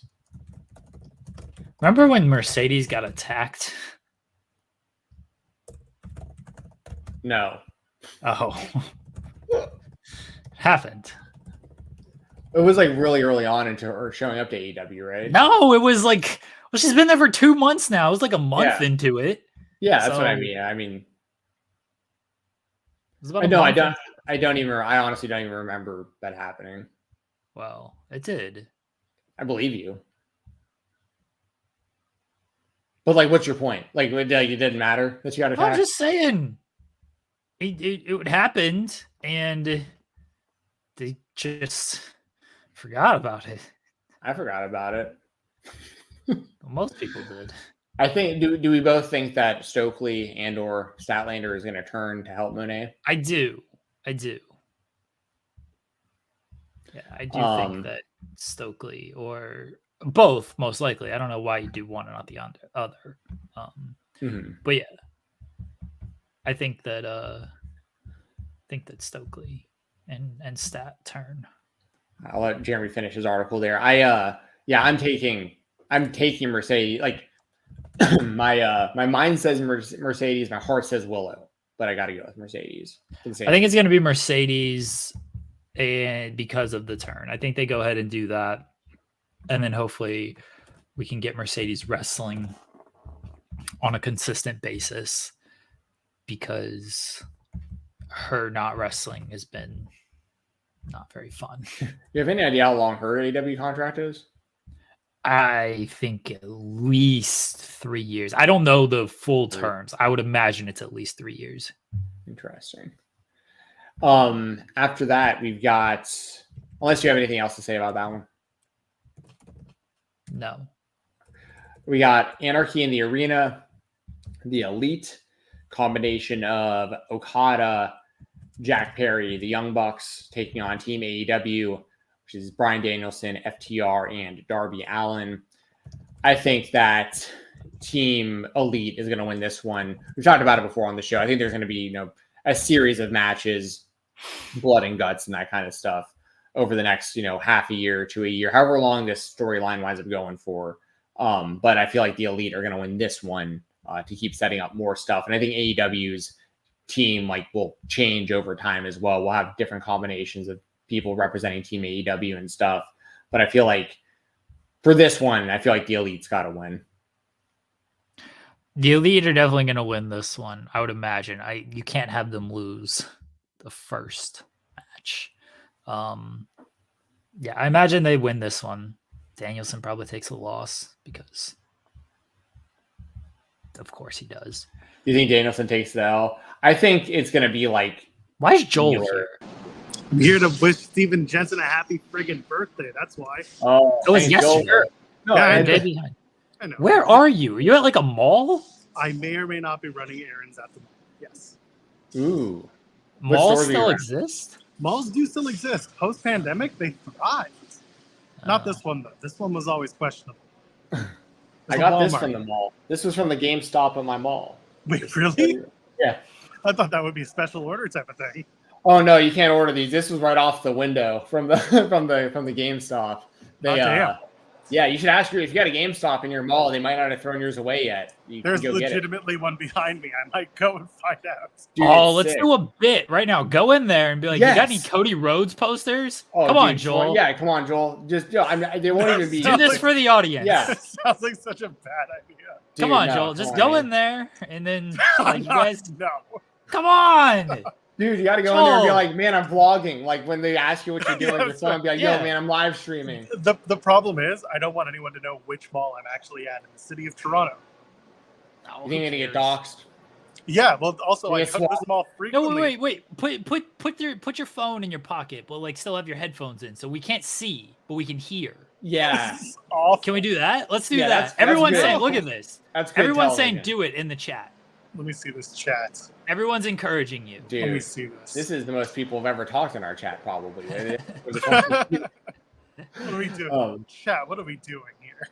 Come on, Joel, just put your phone in your pocket, and then that way we won't see it, and then you can just hear.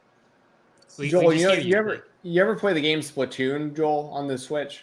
No, that's one of the ones that have eluded me. Yeah, so the guy, I was telling Jeremy earlier, like when I got this poster and stuff, the guy, I haven't shown it yet, but he gave me this gigantic Splatoon artwork banner thing and like WWE 2K23, like John Cena stuff. And like these GameStop people apparently hate having to like destroy this stuff because they can't take it themselves. So like if you go in there, I'm doing them a favor. I'm doing them a favor. Like the dude basically shoved the Splatoon banner in my hands. He was like, "Dude, take this, so I don't have to burn it. Take it, so I don't have to get rid of this." That's how I got a $1 controller. I just said, "Hey, you got any old like Nintendo Switch controllers?" They're like, "Yeah, here's an old one. It's $1. No returns." Nice. I'm like, okay. Hell yeah! And it wasn't like Mad Catz. No, it was a Hori controller, but like the Hori controllers are still pretty good. And this is like a Super Nintendo version, so that's what I wanted, so that I could play like the retro games. Hell yeah, that's what's up. So those are the good ones. But anyway, let's get back on topic here. Go into the GameStop. Yeah, get in the GameStop, Joel. Ask if they have any Cody Rhodes posters.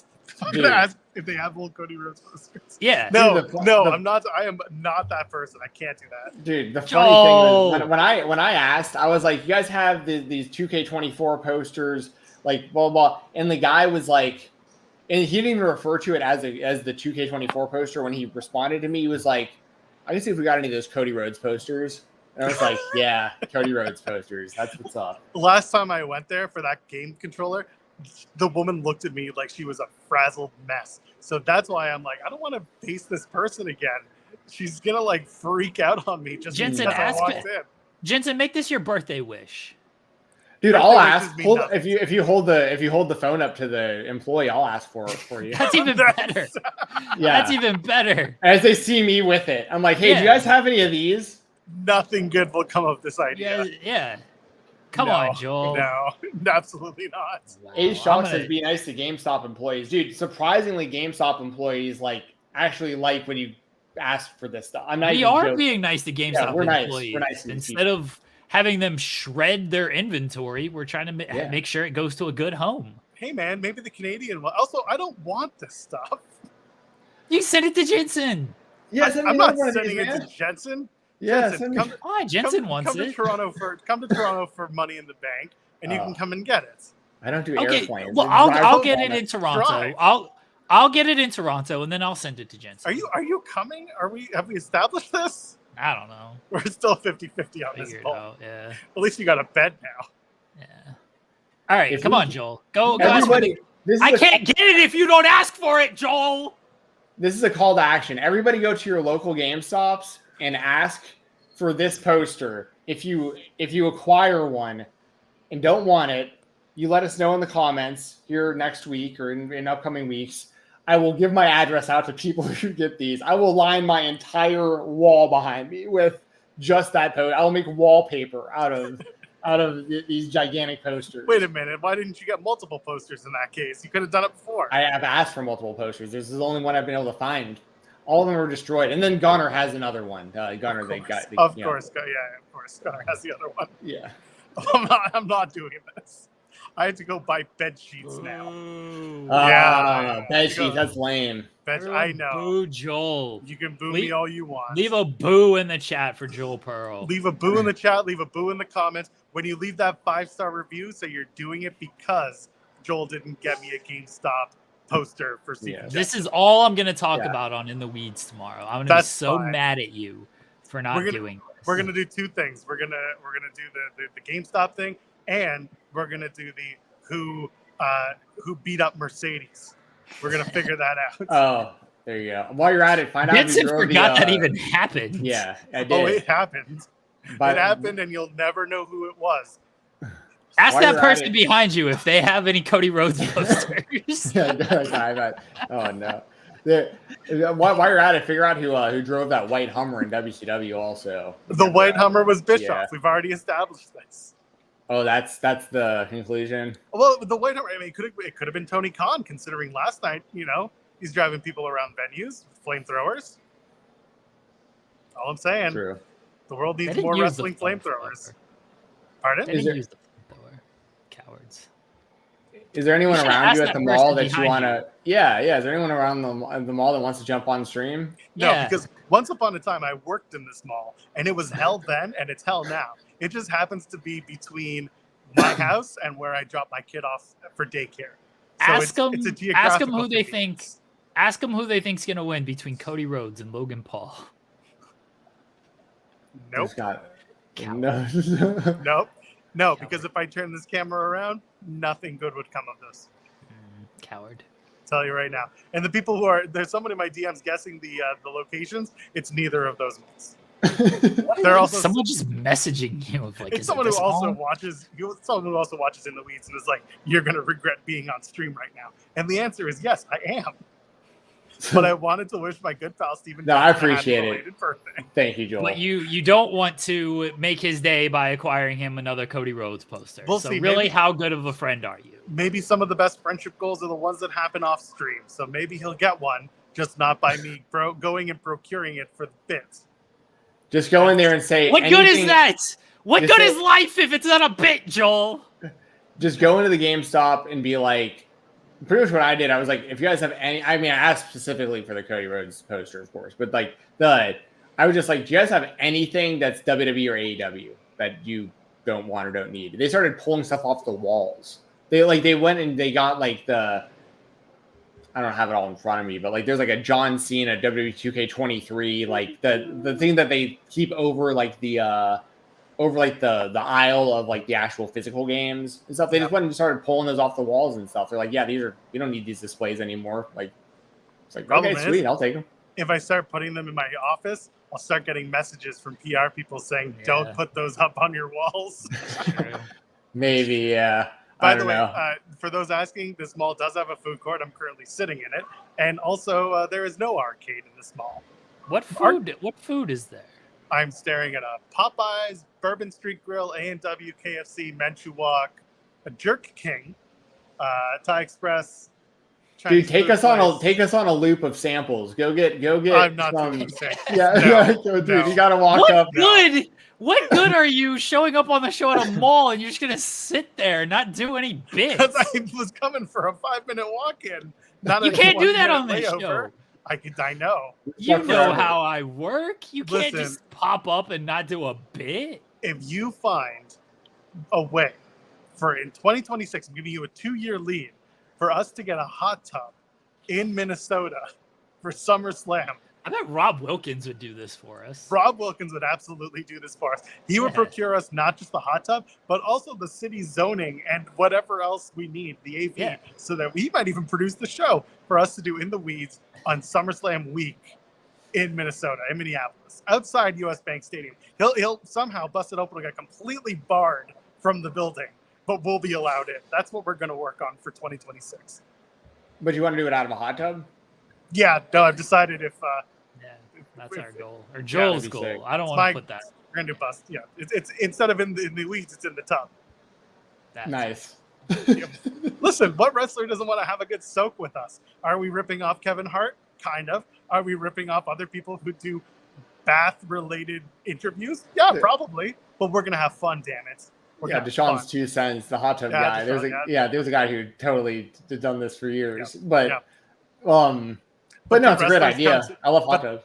But do wrestlers show up on WrestleMania week or SummerSlam week to sit in a hot tub and do an interview? No. So we're going to do that. Yeah. Get Cody Rhodes in the tub. I'll make the trip to get Cody Rhodes in the tub. All right. We'll get Cody Rhodes in the tub. We'll do an episode. We'll get Cody Rhodes, Justin Jefferson. We'll get some legends. Joel has no idea who that is. Justin I'm assuming wide receiver for the Vikings. Yeah. He's like the best. Yeah. Is he still going to be on the team in 2026? That extension's going to get announced, I think, within the next few days. It's got to. Okay. All right. There's no way that. Sorry, Joel. Thank you for coming on, by the way. My pleasure. I do appreciate that. I disagree. Listen, we'll see what happens if I get you what you want.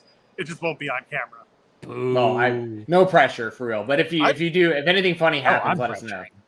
I know. I've seen way too many people get knocked the FO trying to do this stuff. I ain't gonna be one of those. That's why I said just put your phone in your pocket. We don't have to see anything. I hate it. Ain't doing it. But I am gonna get out of here. Y'all enjoy your show, Jensen. I cut him off. We can see Joel underneath the thing. Raw Wilkins says yes, we will re-sign him. See, the thing with Jefferson is like there's no there for us to go the route that we have. Like her cousin's thing is it's its own thing pretty much at this point, and like I think it's hilarious the situation he's gotten. No, I know, but I think it's hilarious the situation he's gotten himself in Atlanta now. It's like the thing he was dreading in Minnesota happening. Pretty much the reason he left, outside of he wanted more money, which they gave him more money than we would ever would have. So it is what it is. But my point is that to draft JJ McCarthy and to go the route that we've gone, young rookie quarterback and all this stuff, and then potentially Sam Darnold in the meantime, like this only potentially works if Jefferson's still on the team. Like, you know what I mean? Like you don't make these. You need Jefferson there for the young quarterback for this to make sense, and then you need Jefferson to keep things opened up for Addison and Hawkinson and other people. So anyways, I'm very confident that the thing that they got to figure out with JJ that's taking so long is he's going to get the most money ever that a non-quarterback has ever gotten in a contract. Like he's about to break records with this thing. So they had to like get through making sure like the new players were signed, that the free agent stuff was through and all that or whatever. And now it's like, all right, now it's time to pay Jefferson the most money that a non-quarterback has ever made, but it's worth it. He's the best receiver we've had since Randy Moss easily. And he might be better than Randy Moss. Like, I mean, absolutely not, dude, this is coming from a lifelong Vikings fan. Randy Moss was the GOAT. He still is the GOAT, but like Justin Jefferson can potentially surpass him when it comes to like the record books and a lot of this stuff. Like he's trending to do that already through like his first few seasons. The difference with Moss was that he had just this freakish. It's different. Jefferson plays better from the sense of like he's running across the field more. He does a lot more than Moss does. But what Moss did better than anybody ever was he could run faster than the defenders. He got past everyone and he could jump higher. He was like a collegiate basketball player. So like I think he played at Marshall. He did. He played football at Marshall. But my point is like he could jump higher than the defenders too. So Moss was just an athletic freak who just run as fast as you can down the field, throw it up in the air. He just jump balls on people and which is incredible. But Jefferson is a more complete receiver, in my opinion. But anyways, I obviously love both guys. Ryan says, great show as always with Minneapolis. Getting SummerSlam in 2026. Seems they won't be getting WrestleMania 42 as well. That's not happening. What do you think 42 is then? Definitely not Minnesota. Find a stadium, an indoor stadium. That's going to be your first clue. Which building are they doing in Vegas? They're doing Allegiant. So find an indoor stadium if it's not a warm weather place. If it's a warm weather place, then you can go outdoor. But they're not. If it's a cold weather place, they're going an indoor stadium. Yeah, I don't know why I even asked. Obviously, they're doing Allegiant for WrestleMania, but for whatever reason, my mind was going to like, I don't know how big the what do they call the sphere? Yeah, I don't know how many people that holds, but I know the UFC they're gonna be like the first like live sport or whatever soon to do the sphere, or maybe the first combat sport. I know that they were making sure that they beat boxing to it, but they're going to be doing an event there soon, and I'm really interested to see how that goes because there's a lot of potential for the WWE to do some cool stuff in that building. And there's going to be more buildings probably that are going to replicate kind of what the Sphere does, like the giant screens and stuff. But yeah, as far as I think they'll do WrestleMania in a warm location, outdoor stadium again. That's my guess. Do the Lions have an indoor stadium? I don't know, but I'm not a fan of the Lions. So I feel like the Lions play indoors. I feel like most of them have retractable at this point where they can, right, change it back and forth. I know people are thinking Detroit for 43 because WrestleMania 3 was there and 23 was there, so 43 makes sense there. But I wouldn't rule out Detroit for potentially 42 either. The Silverdome, brother. Super Silverdome, yeah. I was there live at that. I actually got the Funko Pop set. It's too far away for me to grab, but it's like Austin, Hogan, and The Rock all drinking beers as Funko Pops. It's pretty sick. Do you want to see it? Kind of. I'll show it to you. Go set up the main event. Stuart Strickland and Christian Cage. Talk about that for a second. Well, I don't think this is the main event, but I guess it's the last thing we have to talk about. I think Anarchy in the Arena closes Double or Nothing. I don't think it's going to be Swerve and Christian. No offense to Swerve and Christian. It's just, I don't think anything's following Anarchy in the Arena. I think the most attention has been on Anarchy in the Arena. I mean, that's what's closed every Dynamite for the past few weeks. I even Dynamite, like it's closed. Collision this past week was Danielson and FTR closing the show. So I think Anarchy in the Arena is closing. Anyway, as far as Swerve and Christian goes, Swerve is going to win. And that's pretty straightforward because he's not losing the title this early. So Swerve's going to win, and that'll be that. It'll be a good match. I don't have a whole lot to say about it. So this was from the GameStop I was talking about. This is that John Cena 2K23 thing they took off the wall for me. This is these are the Funko Pops. Oh, nice. Pretty cool. Yeah. And I was there live at the show, so cool little thing to have. Got way too many Funko Pops. Got way too many things. My place is overflowing with memorabilia at this point. So. But what did he? I'm taking Swerve over Christian, but Swerve. It seems pretty straightforward that Swerve's winning. I don't think this is closing though. I think Anarchy in the Arena is the actual main event. I think that closes the show. That's my guess. You had thrown out there the idea of Mercedes and Willow. At some point. You think that's why not? Not anymore. It's the fact that they're billing it as a triple main event. One is kind of cowardly because that's not possible unless they're all going to take place at the same time.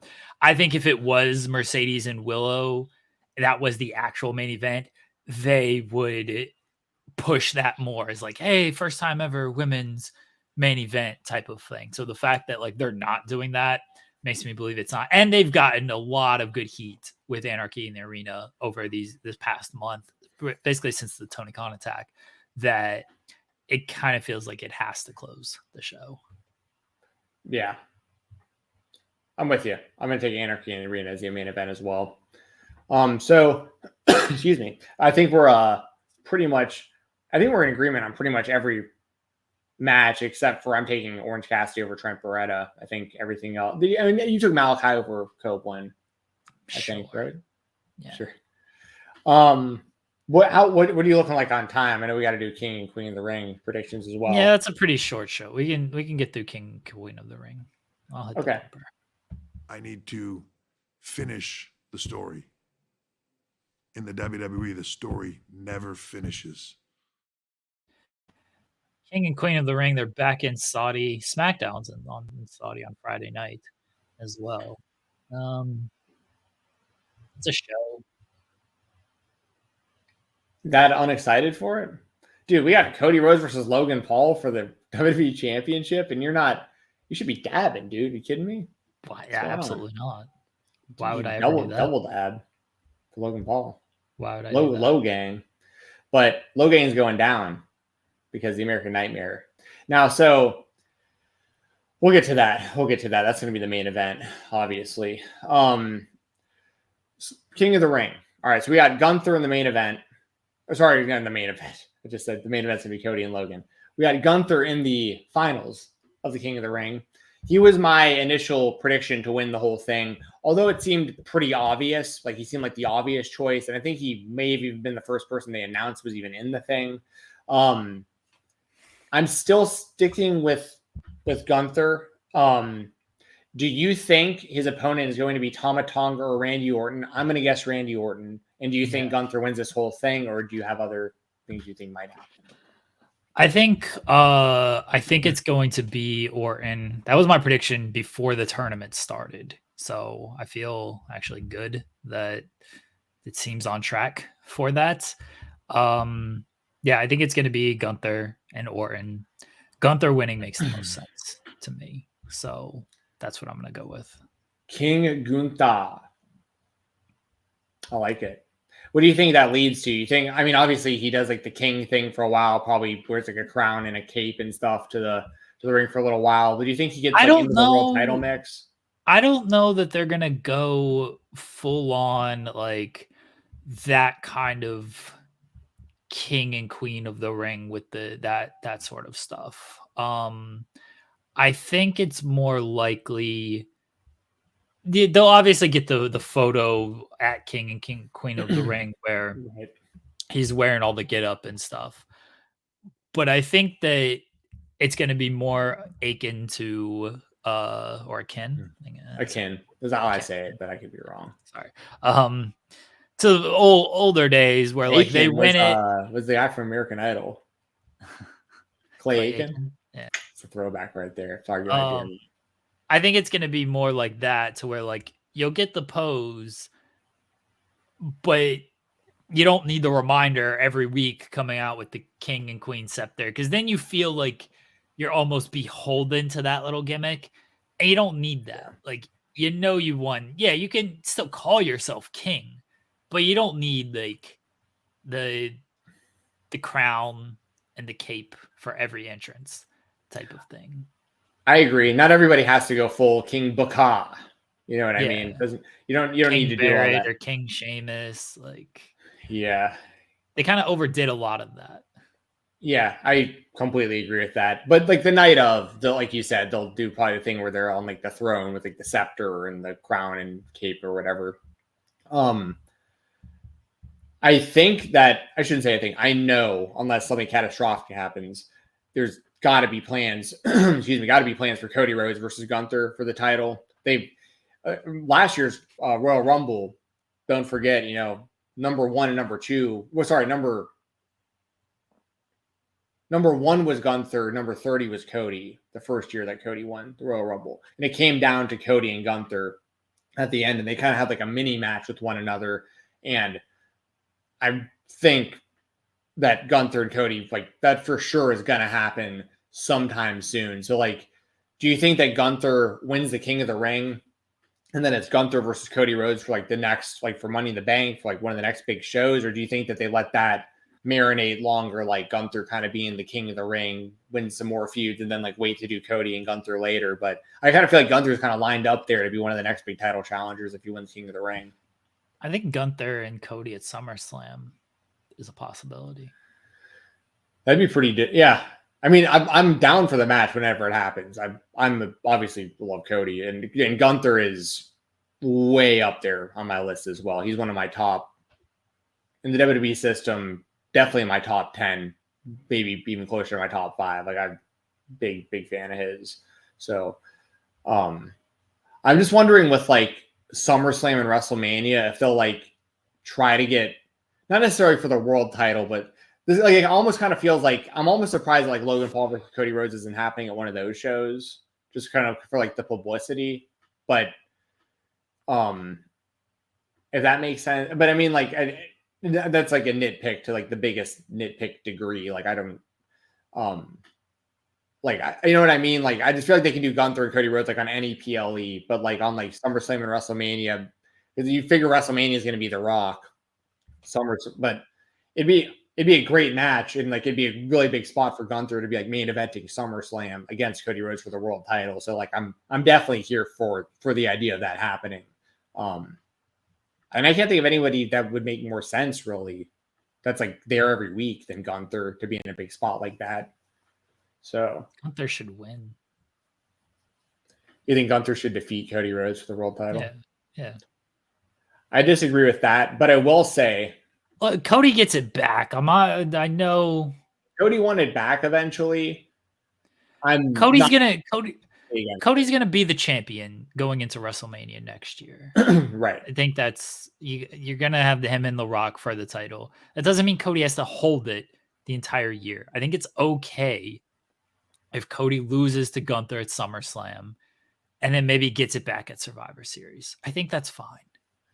So I personally, I like obviously to see Cody hold the title from WrestleMania to WrestleMania, like without losing it. But if he is going to lose it to anybody and then get it back, Gunther, like I'm okay with Gunther being that guy. There's a very, very short list of people I'd be okay with doing that. And Gunther would be one of those people. I think we've all gotten, especially with this title, because Roman Reigns held it for 1,300 days. Everyone just thinks long reign, long reign, long reign. And I don't think you necessarily need that for everyone. I definitely don't think you need that for Cody. He doesn't need to be a long reign guy. It's okay if he has it for 6 months until SummerSlam, loses it for 3 months, gets it back, and then has it for another 6 months. I assume he beats The Rock at WrestleMania. Maybe not. But like, it's okay if that happens. Depends on how it happens, but I get, yes. I waited a long time for Cody to hold this championship. I don't want it to end anytime soon, but that's the level of respect I have for Gunther is like, I view him on a level of someone who could be the WWE champion. Now, to your other point, though, for the shorter title reigns, I kind of feel like that's kind of what the World Heavyweight title is for over on Raw. I know they're two separate shows, but like that one I feel like is the one we're going to see kind of like more defended and, you know, move around more often. Well, I think Priest is going to lose it to McIntyre at Clash at the Castle. So I assume that's going to happen. Listen, that's fine. I don't know how long. Priest, but I think they knew McIntyre Punk at SummerSlam, assuming everybody's healthy. And then I don't know who wins that. That could really go either way, honestly. I mean, I think Punk will win, but I think Drew should win. But I think it's okay if Cody just doesn't hold the title for an entire. I feel like he needs something to make the reign interesting, and losing it is actually interesting because everyone knows they're setting up him and Rock for next year, for WrestleMania next year. Everyone knows that's what's coming. So if he just holds the title that entire time, it's like, okay, cool. Cody defense of the month. That's what it's felt like. It's only been a couple months. I'm truthfully not like the reign has been fine. You know, they had the draft. They tried to get things in line. The AJ Styles match was great. Logan Paul just feels like, here's our challenger of the month. It's a Saudi show. Let's do Logan. Cool. Did that with Reigns also, right? It was Reigns and Logan in Saudi Arabia whenever they had their title match. I guess the issue with Gunther and Cody is Gunther's on Raw, Cody's on SmackDown, so technically they shouldn't be facing each other. But whatever. Yeah, the brand split's not real though. But you're right, like they should. Well, I mean, I guess because then what? It would lead to Gunther going after Priest or McIntyre or Punk. I mean, Gunther go after Punk would actually be pretty sick. Like if Punk won the title and Gunther went after him. But because just watching him chop the shit out of CM Punk would be entertaining. Be interesting to see the response to that. But yeah. Nonetheless, we both think Gunther's going to win. And do you think it's going to be Randy Orton who wrestles him? Do you think he's going to be Tama Tonga? Yeah, I think it's Orton and Gunther. Yeah. We got the Queen of the Ring, Lyra Valkyria. Before Queen of the Ring, we do have a super chat. Yes. Shanna. Yeah. Do you think one reason Lyra is getting a major push is to cement her as a top babyface for Raw's women with Rhea gone and Becky's contract situation? I think that's partially a reason of why that's happening. I also think they clearly invested something in Lyra in NXT. You know, they put the women's title on her. They had her beat Becky in NXT. So they clearly invested in her in NXT. So I think that's also just they're going to cash in now on the investment that they've already put in on her. I think it makes a lot of sense for her to be in the finals. I don't know if she's going to win. I think it's going to be her and Nia.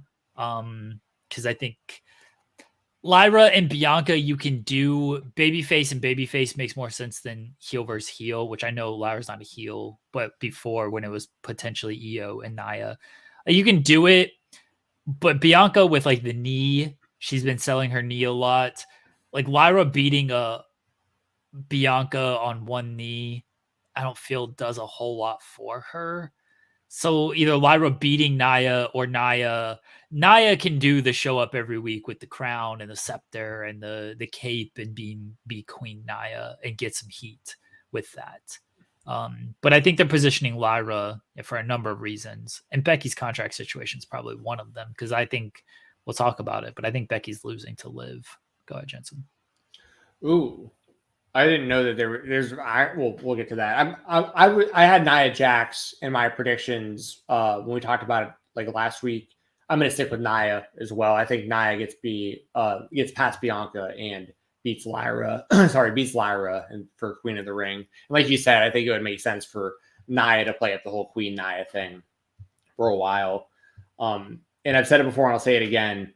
I got to give credit where it's due. I was not a Nia Jax fan her first WWE run at all, but I have liked her since her return. I think she's improved pretty significantly in the ways that I think she needed to improve. So I'm totally fine with her winning Queen of the Ring. And I think it'd be good for her character and set her up, going forward. If treated properly, Nia can be a big star for them for a long time. It just, you got to book her. You got to book her a certain way. It just is what it is. So she's someone who can't go out there and lose often, because then it just, it kills it. Like, she's got to be pretty dominant. And I think Queen of the Ring is a pretty dominant thing. I don't think Jade cost Bianca. I think Bianca just loses to Nia. She's selling her knee. She has the built-in excuse of the knee injury. Nia can attack that. Nia can just beat her. It'll be okay. Yeah. Well, and here's the other thing. If Lyra winds up winning, if Lyra winds up winning the whole thing, then it sets her up really well. Obviously, it's almost like her debut really going forward. And she'd be coming from behind, having the injury and stuff. But I just feel like that's also a really good reason to have Nia win, is like Lyra's coming into it hurt already kind of thing. So yeah, I'm gonna go Nia Jax officially. So we're both gonna take Nia and Gunther. Yeah, I think so. But yeah, I think those are pretty good predictions. Let us know in the chat who you guys think are both gonna win Queen of the Ring, because I'm interested to know. Excuse me, I'm interested to know what you guys think. By the way, the Nia and Jade match, in my opinion, that was like nothing. They're setting up something for the future between the two of them. That might wind up being good, but they had a match that was like 2 minutes long. So that was kind of a bummer, being a Jade fan. So you mentioned, so we have Becky Lynch defending the Women's World Championship against Liv Morgan. You think Liv's going to win? And you said this has to do with Becky's actual real life contract situation. Well, I don't think it's fully that, because I think Becky's re-signing. So I don't think it's going to be a thing of, oh, she's out of contract, this is why she's losing. I think the story of Liv winning makes sense. And so I think that's why she's winning more than, I think if they could announce Becky has re-signed today, that's not going to change my opinion on who I think is going to win this match, or who I think should win this match. Why do you think they didn't just have Liv just win when it was vacated? I think because, one, they kind of wanted to do this Becky and Liv match here. I think they needed something to get to this match. Liv and Becky makes sense, with Liv being the heel, basically, who has taken out Rhea and playing up this revenge tour character, beating Becky in a one-on-one contest instead of just winning a battle royal. Because if she won the battle royal, she could have healed that up. But the story they've been telling over the past few weeks makes more sense for this character. If she's won the battle royal, it almost feels like it almost felt like plucky underdog who won the battle royal, and that's not the story with Liv. So it makes more sense of Becky almost being, I know she's not plucky underdog, but Becky being in this position and then Liv taking the title from her to do the story this way, as opposed to Liv winning the title. Okay, now she's won. Now the quote unquote revenge tour is kind of on hold. And Becky's argument is, oh, I should be the champion. I think Becky won because they got another month's worth of a story out of things, where if Liv had just straight up won, I don't know what the story would have been for the month. So you've pretty much convinced me that Liv is the right decision. I'm still going to take Becky, but that's mainly has nothing, like, you made a really good point, I think, about everything. And I think Liv logically should probably win based on everything you just said. I rarely ever choose against Charlotte Flair and Becky Lynch on pay-per-view, just in general. I'm trying to clear my damn throat out. So I'm going to go with Becky to retain to have the title a little bit longer. But I think that all the points you made totally make sense. I think that's probably what should happen. And the chat wants Liv. So keep that in mind too, WWE. Don't want to make this chat angry. But I'm going to take Becky, mainly just because of the star power aspect of it. But at the same time, I think Liv still could very well eventually beat her for the title. We got. I think if Liv loses here, I don't know where she goes from this. And again, I think this was the purpose. You have her lose in the Battle Royal. Fine. It's a Battle Royal loss. Whatever. People can come back from that. If she loses here, what happens next with her? Yeah. Because her goal is to win the title. That was the point of taking Rhea Ripley out. That was the point of now going after Becky Lynch, because Becky's the champion. If she just straight up loses, I don't know where Liv actually goes, because I guess she could just complain some more and get another title shot, but it feels kind of hollow when I've seen her lose the Battle Royal and lose a one-on-one match. Yeah. That all makes perfect sense, honestly. And also, Sean Gardner in the chat mentions Liv has to be champ when Rhea returns, which I agree with that too. They have that all set up already. So I'm not against Liv becoming the champion. I think she probably will become the champion. I think you make really good points on that. And she definitely has to be the champion when Rhea comes back. That's for sure. So everyone in the chat wants Liv too. I mean, it's pretty rare we see that, where everyone's pretty much unanimously on the same page with that. Good for her. Is it more because you guys like Liv or just like Becky or sick of Becky? And Becky's gotten a lot of heat unnecessarily, I think, anyway. Yeah.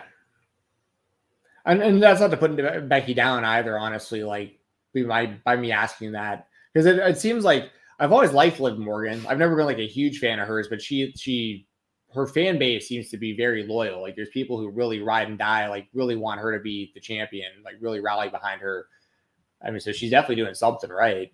She's doing a lot of things right. Like, I mean, I don't dislike Liv Morgan. You know what I mean? I see Becky on like a higher level, but there's a lot of people that kind of turned on Becky too, though, like you mentioned. So it's interesting. Anything else you want to say about that, or move on to the next match? No.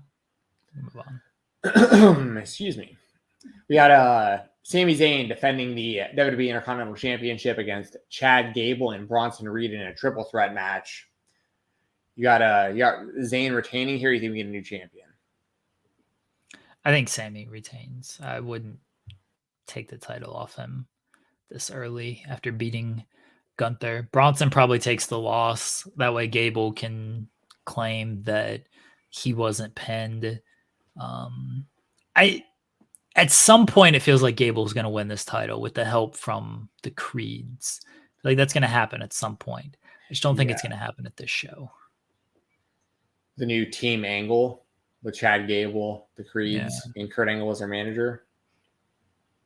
Yeah, I mean, that seems where they're headed. So it's a good idea. Do you think Kurt Angle is actually going to come back and be their manager? No.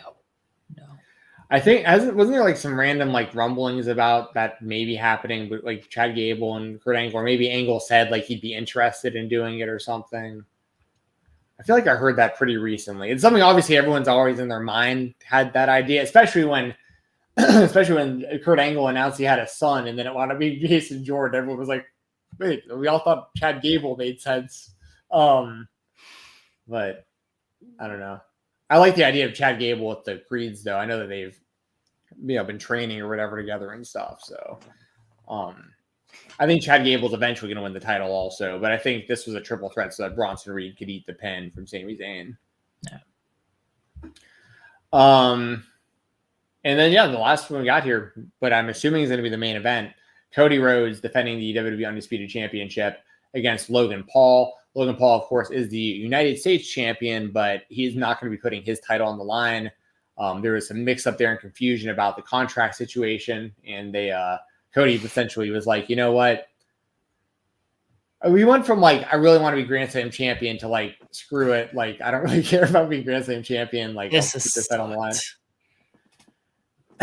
I mean, I still think Logan's doing well on the mic and stuff, though. They're doing what they need. It sucks, in my opinion, from the perspective of that they advertise champion versus champion, and then decided not to do that.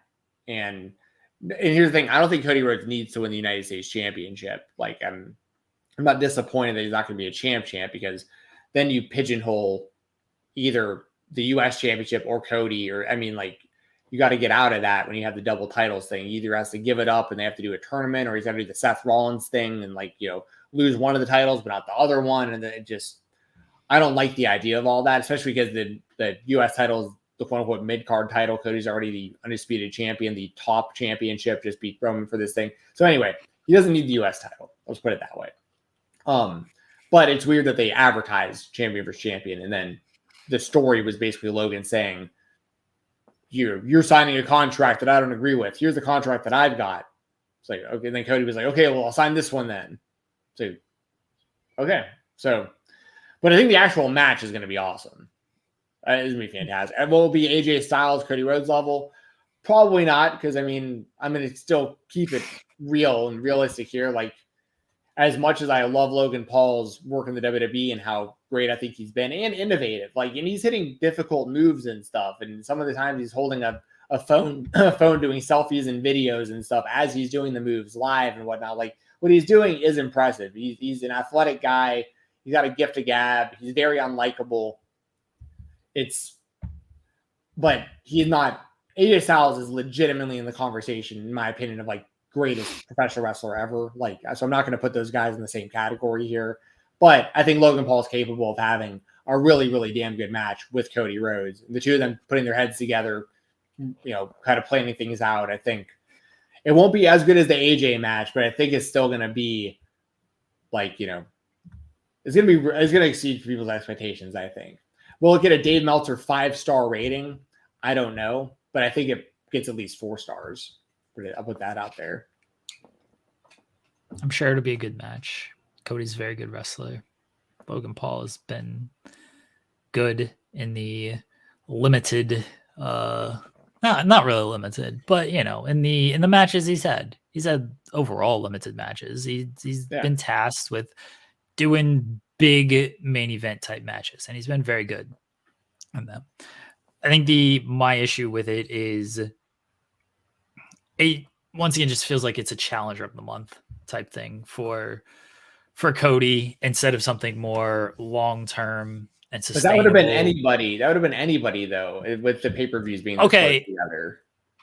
One, that's fair. Two, I don't think it needed to be Logan because he's the US champion, and you could have done. I'll agree with that point 100%. The double champion thing and him being the champ, that I'll agree there. But no matter what, you're having to hotshot something with the pay-per-views being so close together. Well, they could have done something more long-term if they wanted to. They could have. This doesn't feel like this could have been the start of something instead of, I don't think him and Logan are going to continue this once it's over. Do you think it would have been better to, honest question, do you think this would have been better if they would have run back him and AJ? I think you could have run back him and AJ. Then you get into, okay, Cody's just going to beat AJ again.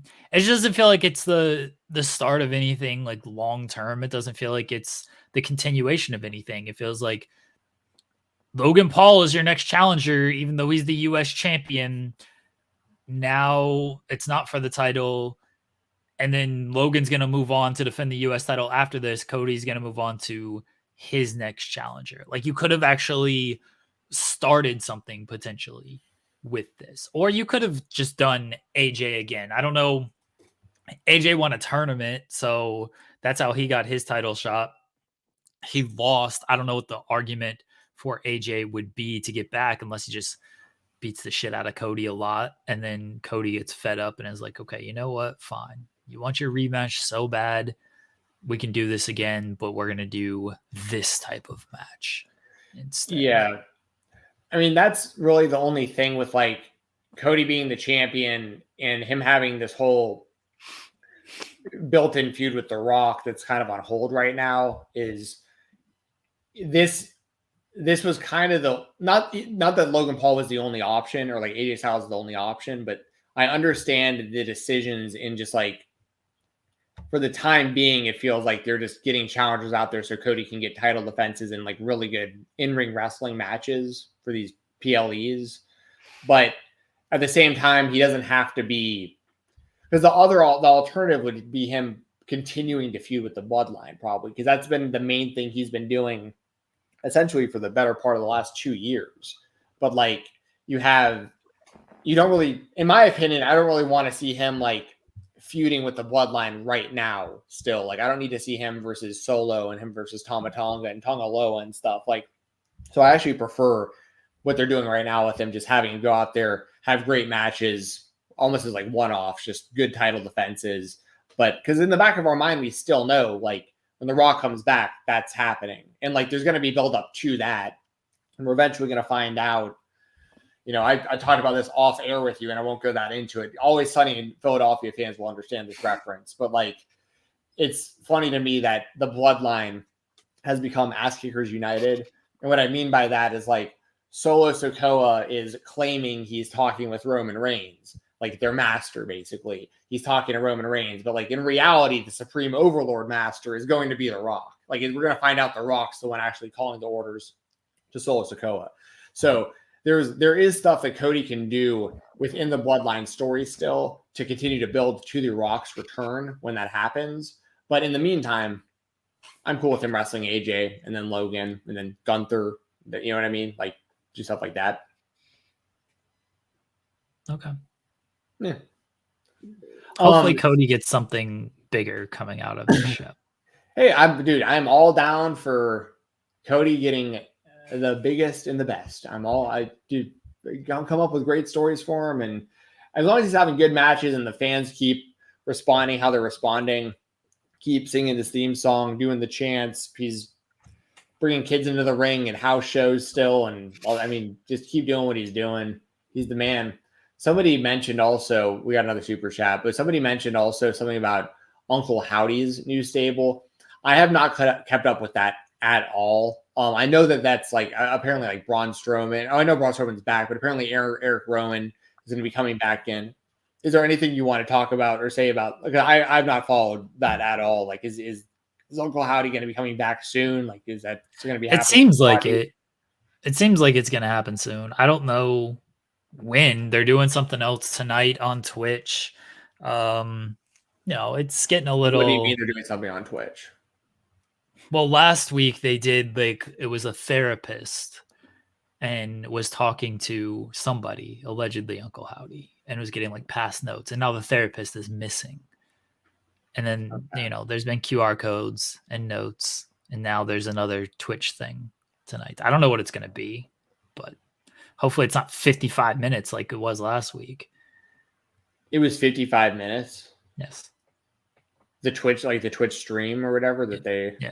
Is it live or are they just airing like a recorded video? No, it's a recorded. I assume it's a recorded thing. I don't think it's a live thing. It was just a recorded video of this therapy session with the now missing therapist. And it's interesting. They're doing that on Twitch. But it makes, I know that they have WWE has some deal with Twitch now. So, I mean, it makes sense, but That's been one thing that's been like completely off of my radar, has been the Uncle Howdy return. So at some point they actually have to do the return and then do a feud. Like you can't just keep doing QR codes and teases forever. At some point there's going to be a return and a feud. I don't know what brand they're going to be on, because the QR codes have been on Raw and SmackDown. So I have no idea what that looks like. I don't know what it looks like even like without Bray. And I loved the Bray stuff, like not even unironically. Like I thought it was just fantastic, because I like over the top, silly stuff like that. But I have no idea what this looks like once it's actually like on television. Because the Bray stuff, I know a lot of people didn't like it, and it felt very separate of the rest of the show. Like, yeah, he feuded with LA Knight, and they tried to get something going with Lashley, but it just, yeah, that match ruled.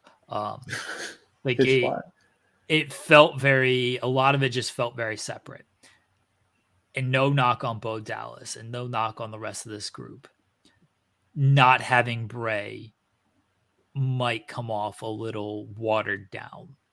And I think that's a big worry with this whole thing, is it not having the big focal, the big centerpiece of it. And obviously it's something they feel comfortable doing. It's something they want to do it's Bray Wyatt's birthday today, by the way. They want to do to, honor the legacy of Bray Wyatt. So I don't think it's anything, they're forced to doing it and everything. Like, it feels like something they want to do. They want to try to continue on.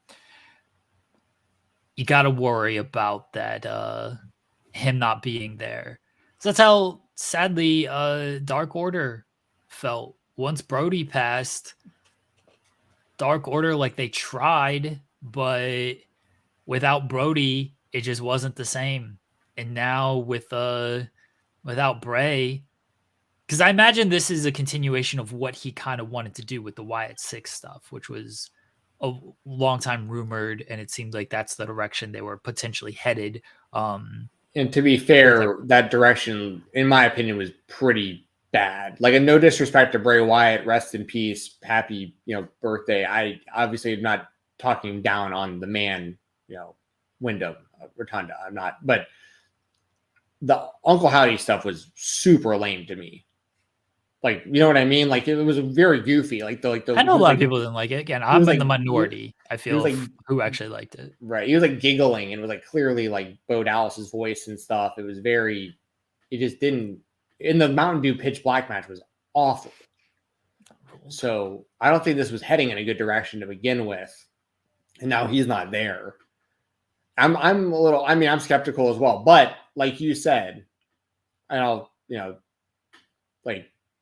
I'm not against the idea of paying tribute to your brother. I'm not against the idea. Like, Bo Dallas, I think, in the grand scheme of things, was probably pretty underutilized. Like, he had a lot of potential coming out of NXT or FCW/NXT.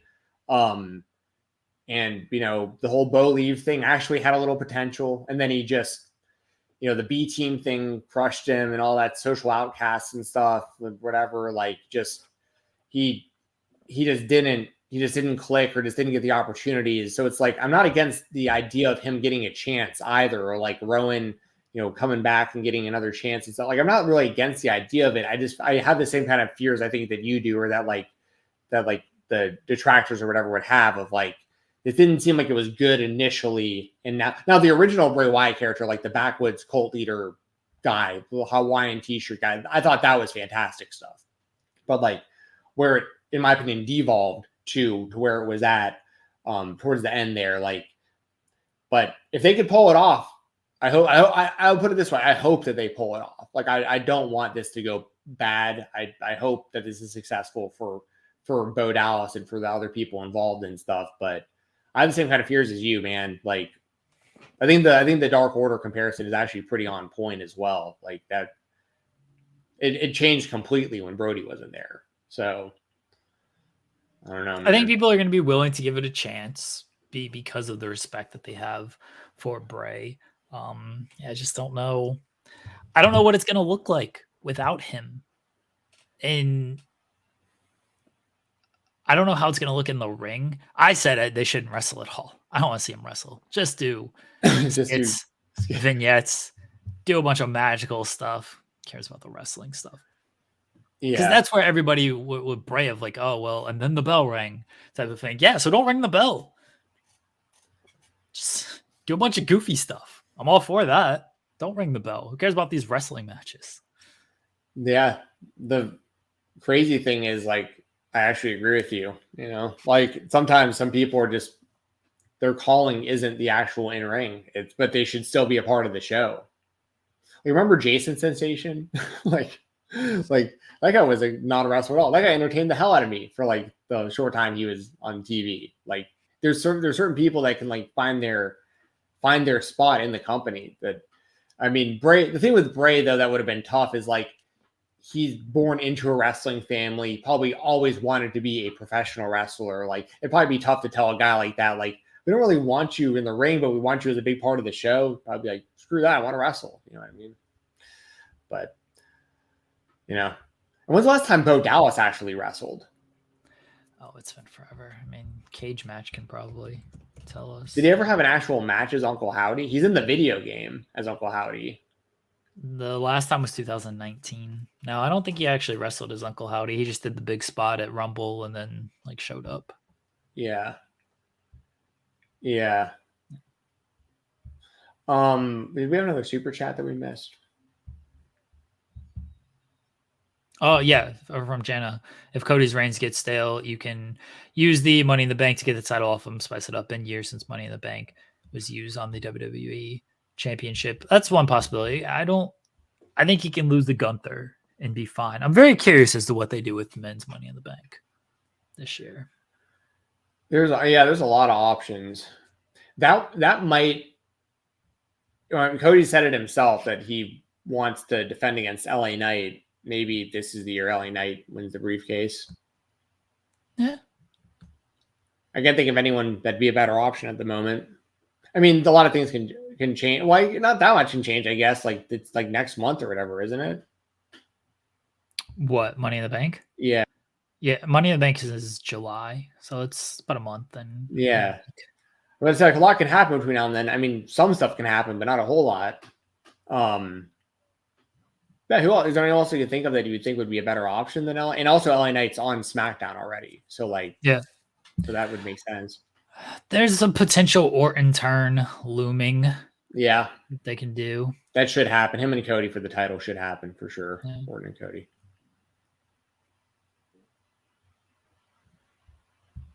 Gunther wins. Gunther gets King of the Ring and the Money in the Bank. Nah, it's possible. I don't think Gunther needs Money in the Bank. He doesn't need it. Yeah. And Balor winning Money in the Bank. I've seen people suggest that. It's possible. How much longer before the Judgment Day turns on Damian? I don't think it's too much longer.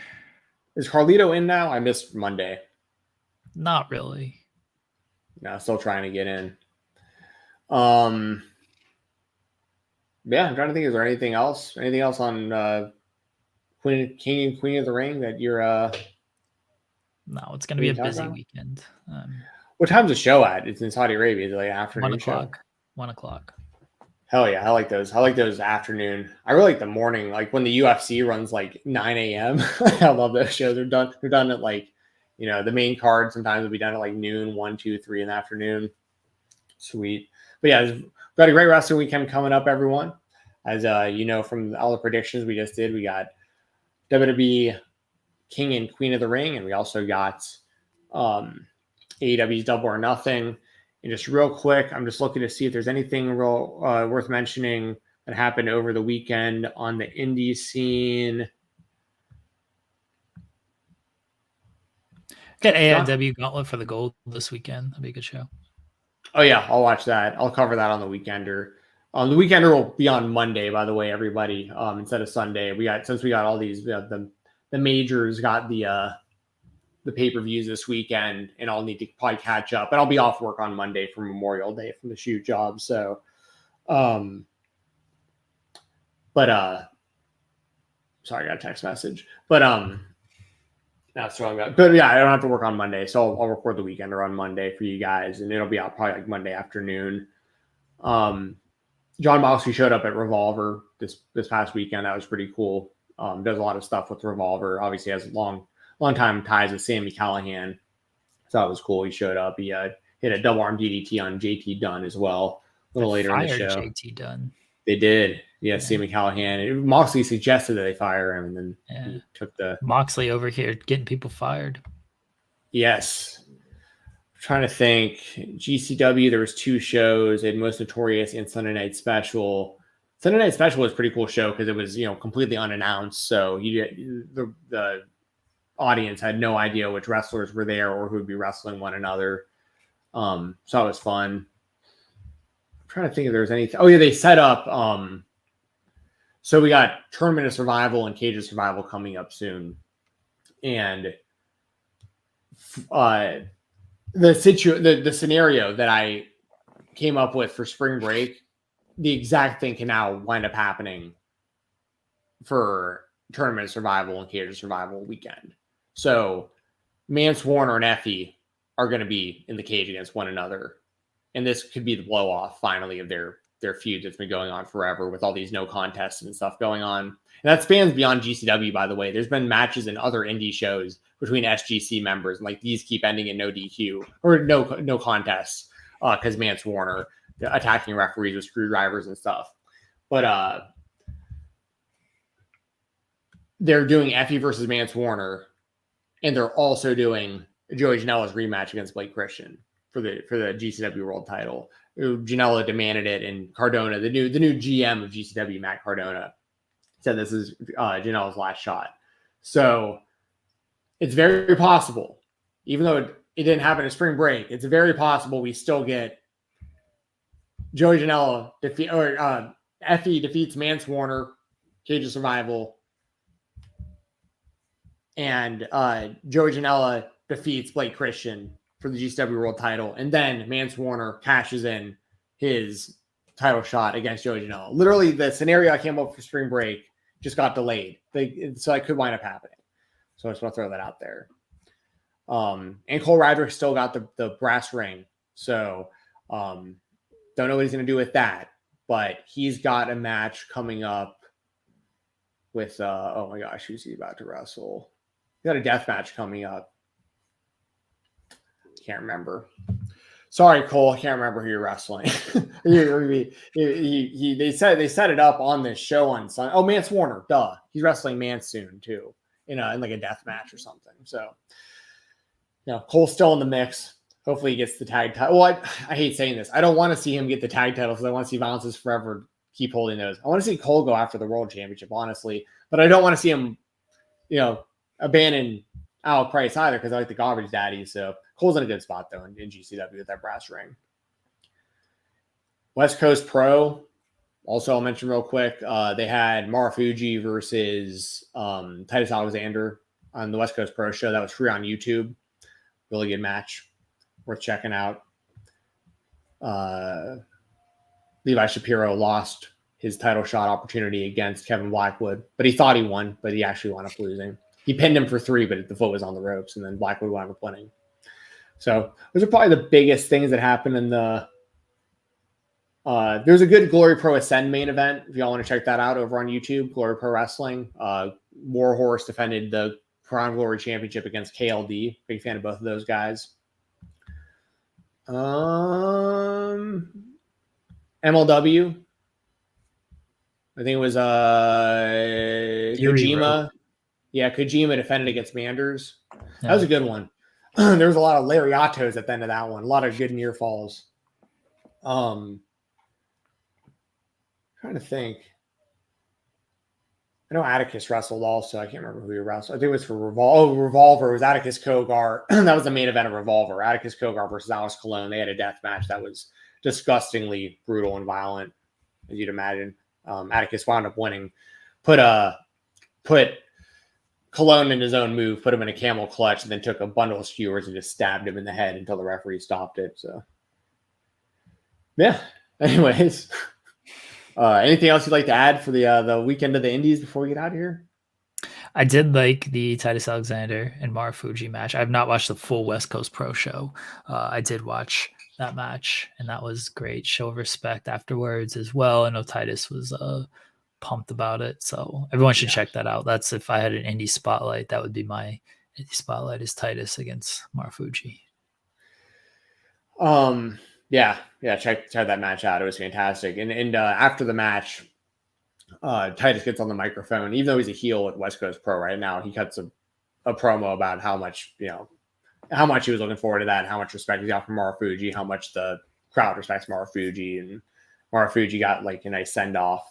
Marufuji won the match as well. But good stuff. Oh yeah, Usyk defeated Tyson Fury also. That's not wrestling related, but in the boxing world, that was a pretty big deal. Usyk now is the first guy I think ever now that's got like the 4. Yeah, he's undisputed heavyweight champion, first undisputed champion since I think Holyfield in 2000 or Lennox Lewis maybe. Lennox Lewis in like 2000, but that was during the like 3 title. Now they've added even more titles, and so he's the first in the 4 title era. Good for him.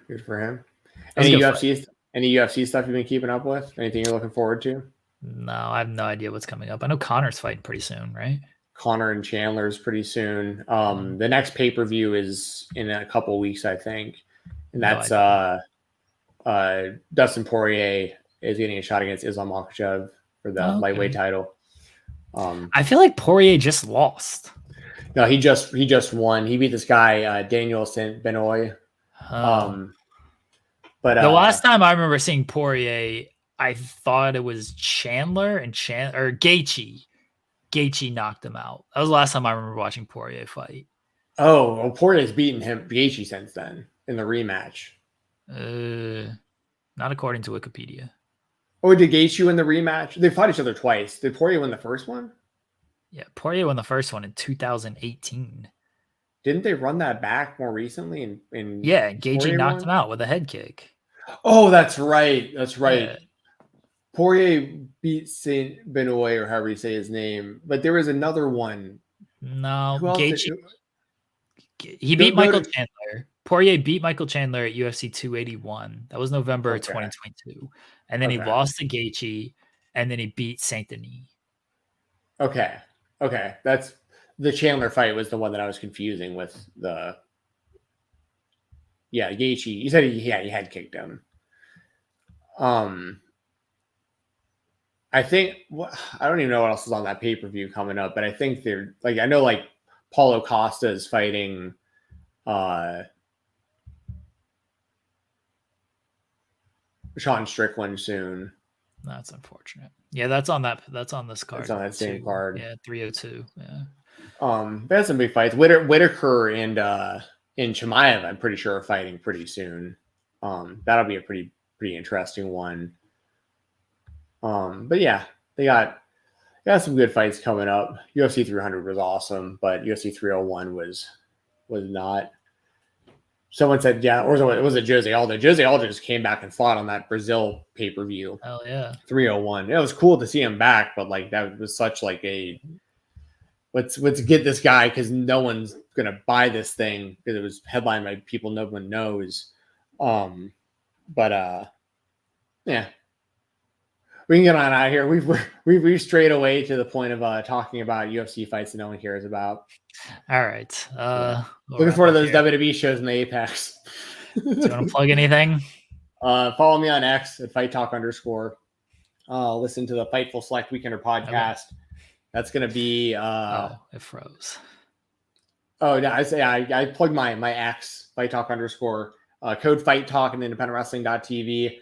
Listen to the Weekender over on FightfulSelect.com. Normally on Sundays. It'll be on Monday this week. I'll upload it on Memorial Day for y'all. And I appreciate all the birthday wishes and everything. A-Shock has fun. I'm a T-Wolves fan. I was when I was younger. I'm more of a Hawks fan now because I get to go to the games in Atlanta. But I am pulling for the T-Wolves to win the NBA championship, though. I have been watching most of the playoffs. But yeah, thanks everyone once again for all the birthday wishes. Thank you, Jeremy, and to your wife for both reaching out and wishing me happy birthday as well.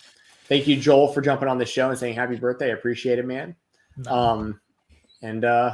Yeah, that's pretty much everything I've got. Next time you guys will hear from me will probably be on Monday for the Weekender. Guys, we appreciate y'all joining us. Thanks for the super chats. Thanks for the thumbs up. Thanks for being active in the chat. Yes, join Rob and Maggie today at 3 p.m. Eastern on Fightful Overbooked. It is usually Friday at 3 p.m. Eastern, but they're live today at 3 p.m. Eastern on Fightful Overbooked. So everyone go listen to them today at 3. I'll be listening to Tony Khan probably around that time. Hopefully Tony Khan does not go on too long because the media calls at 2 o'clock. Enjoy your weekend, everybody. Leave us a good review on iTunes. Head over to FightfulOverbooked.com. Check out all the shows we got going on over there. There's a lot of wrestling this weekend. Everyone enjoy whatever you watch if you decide to watch any of it. Have a good weekend, everybody. Bye.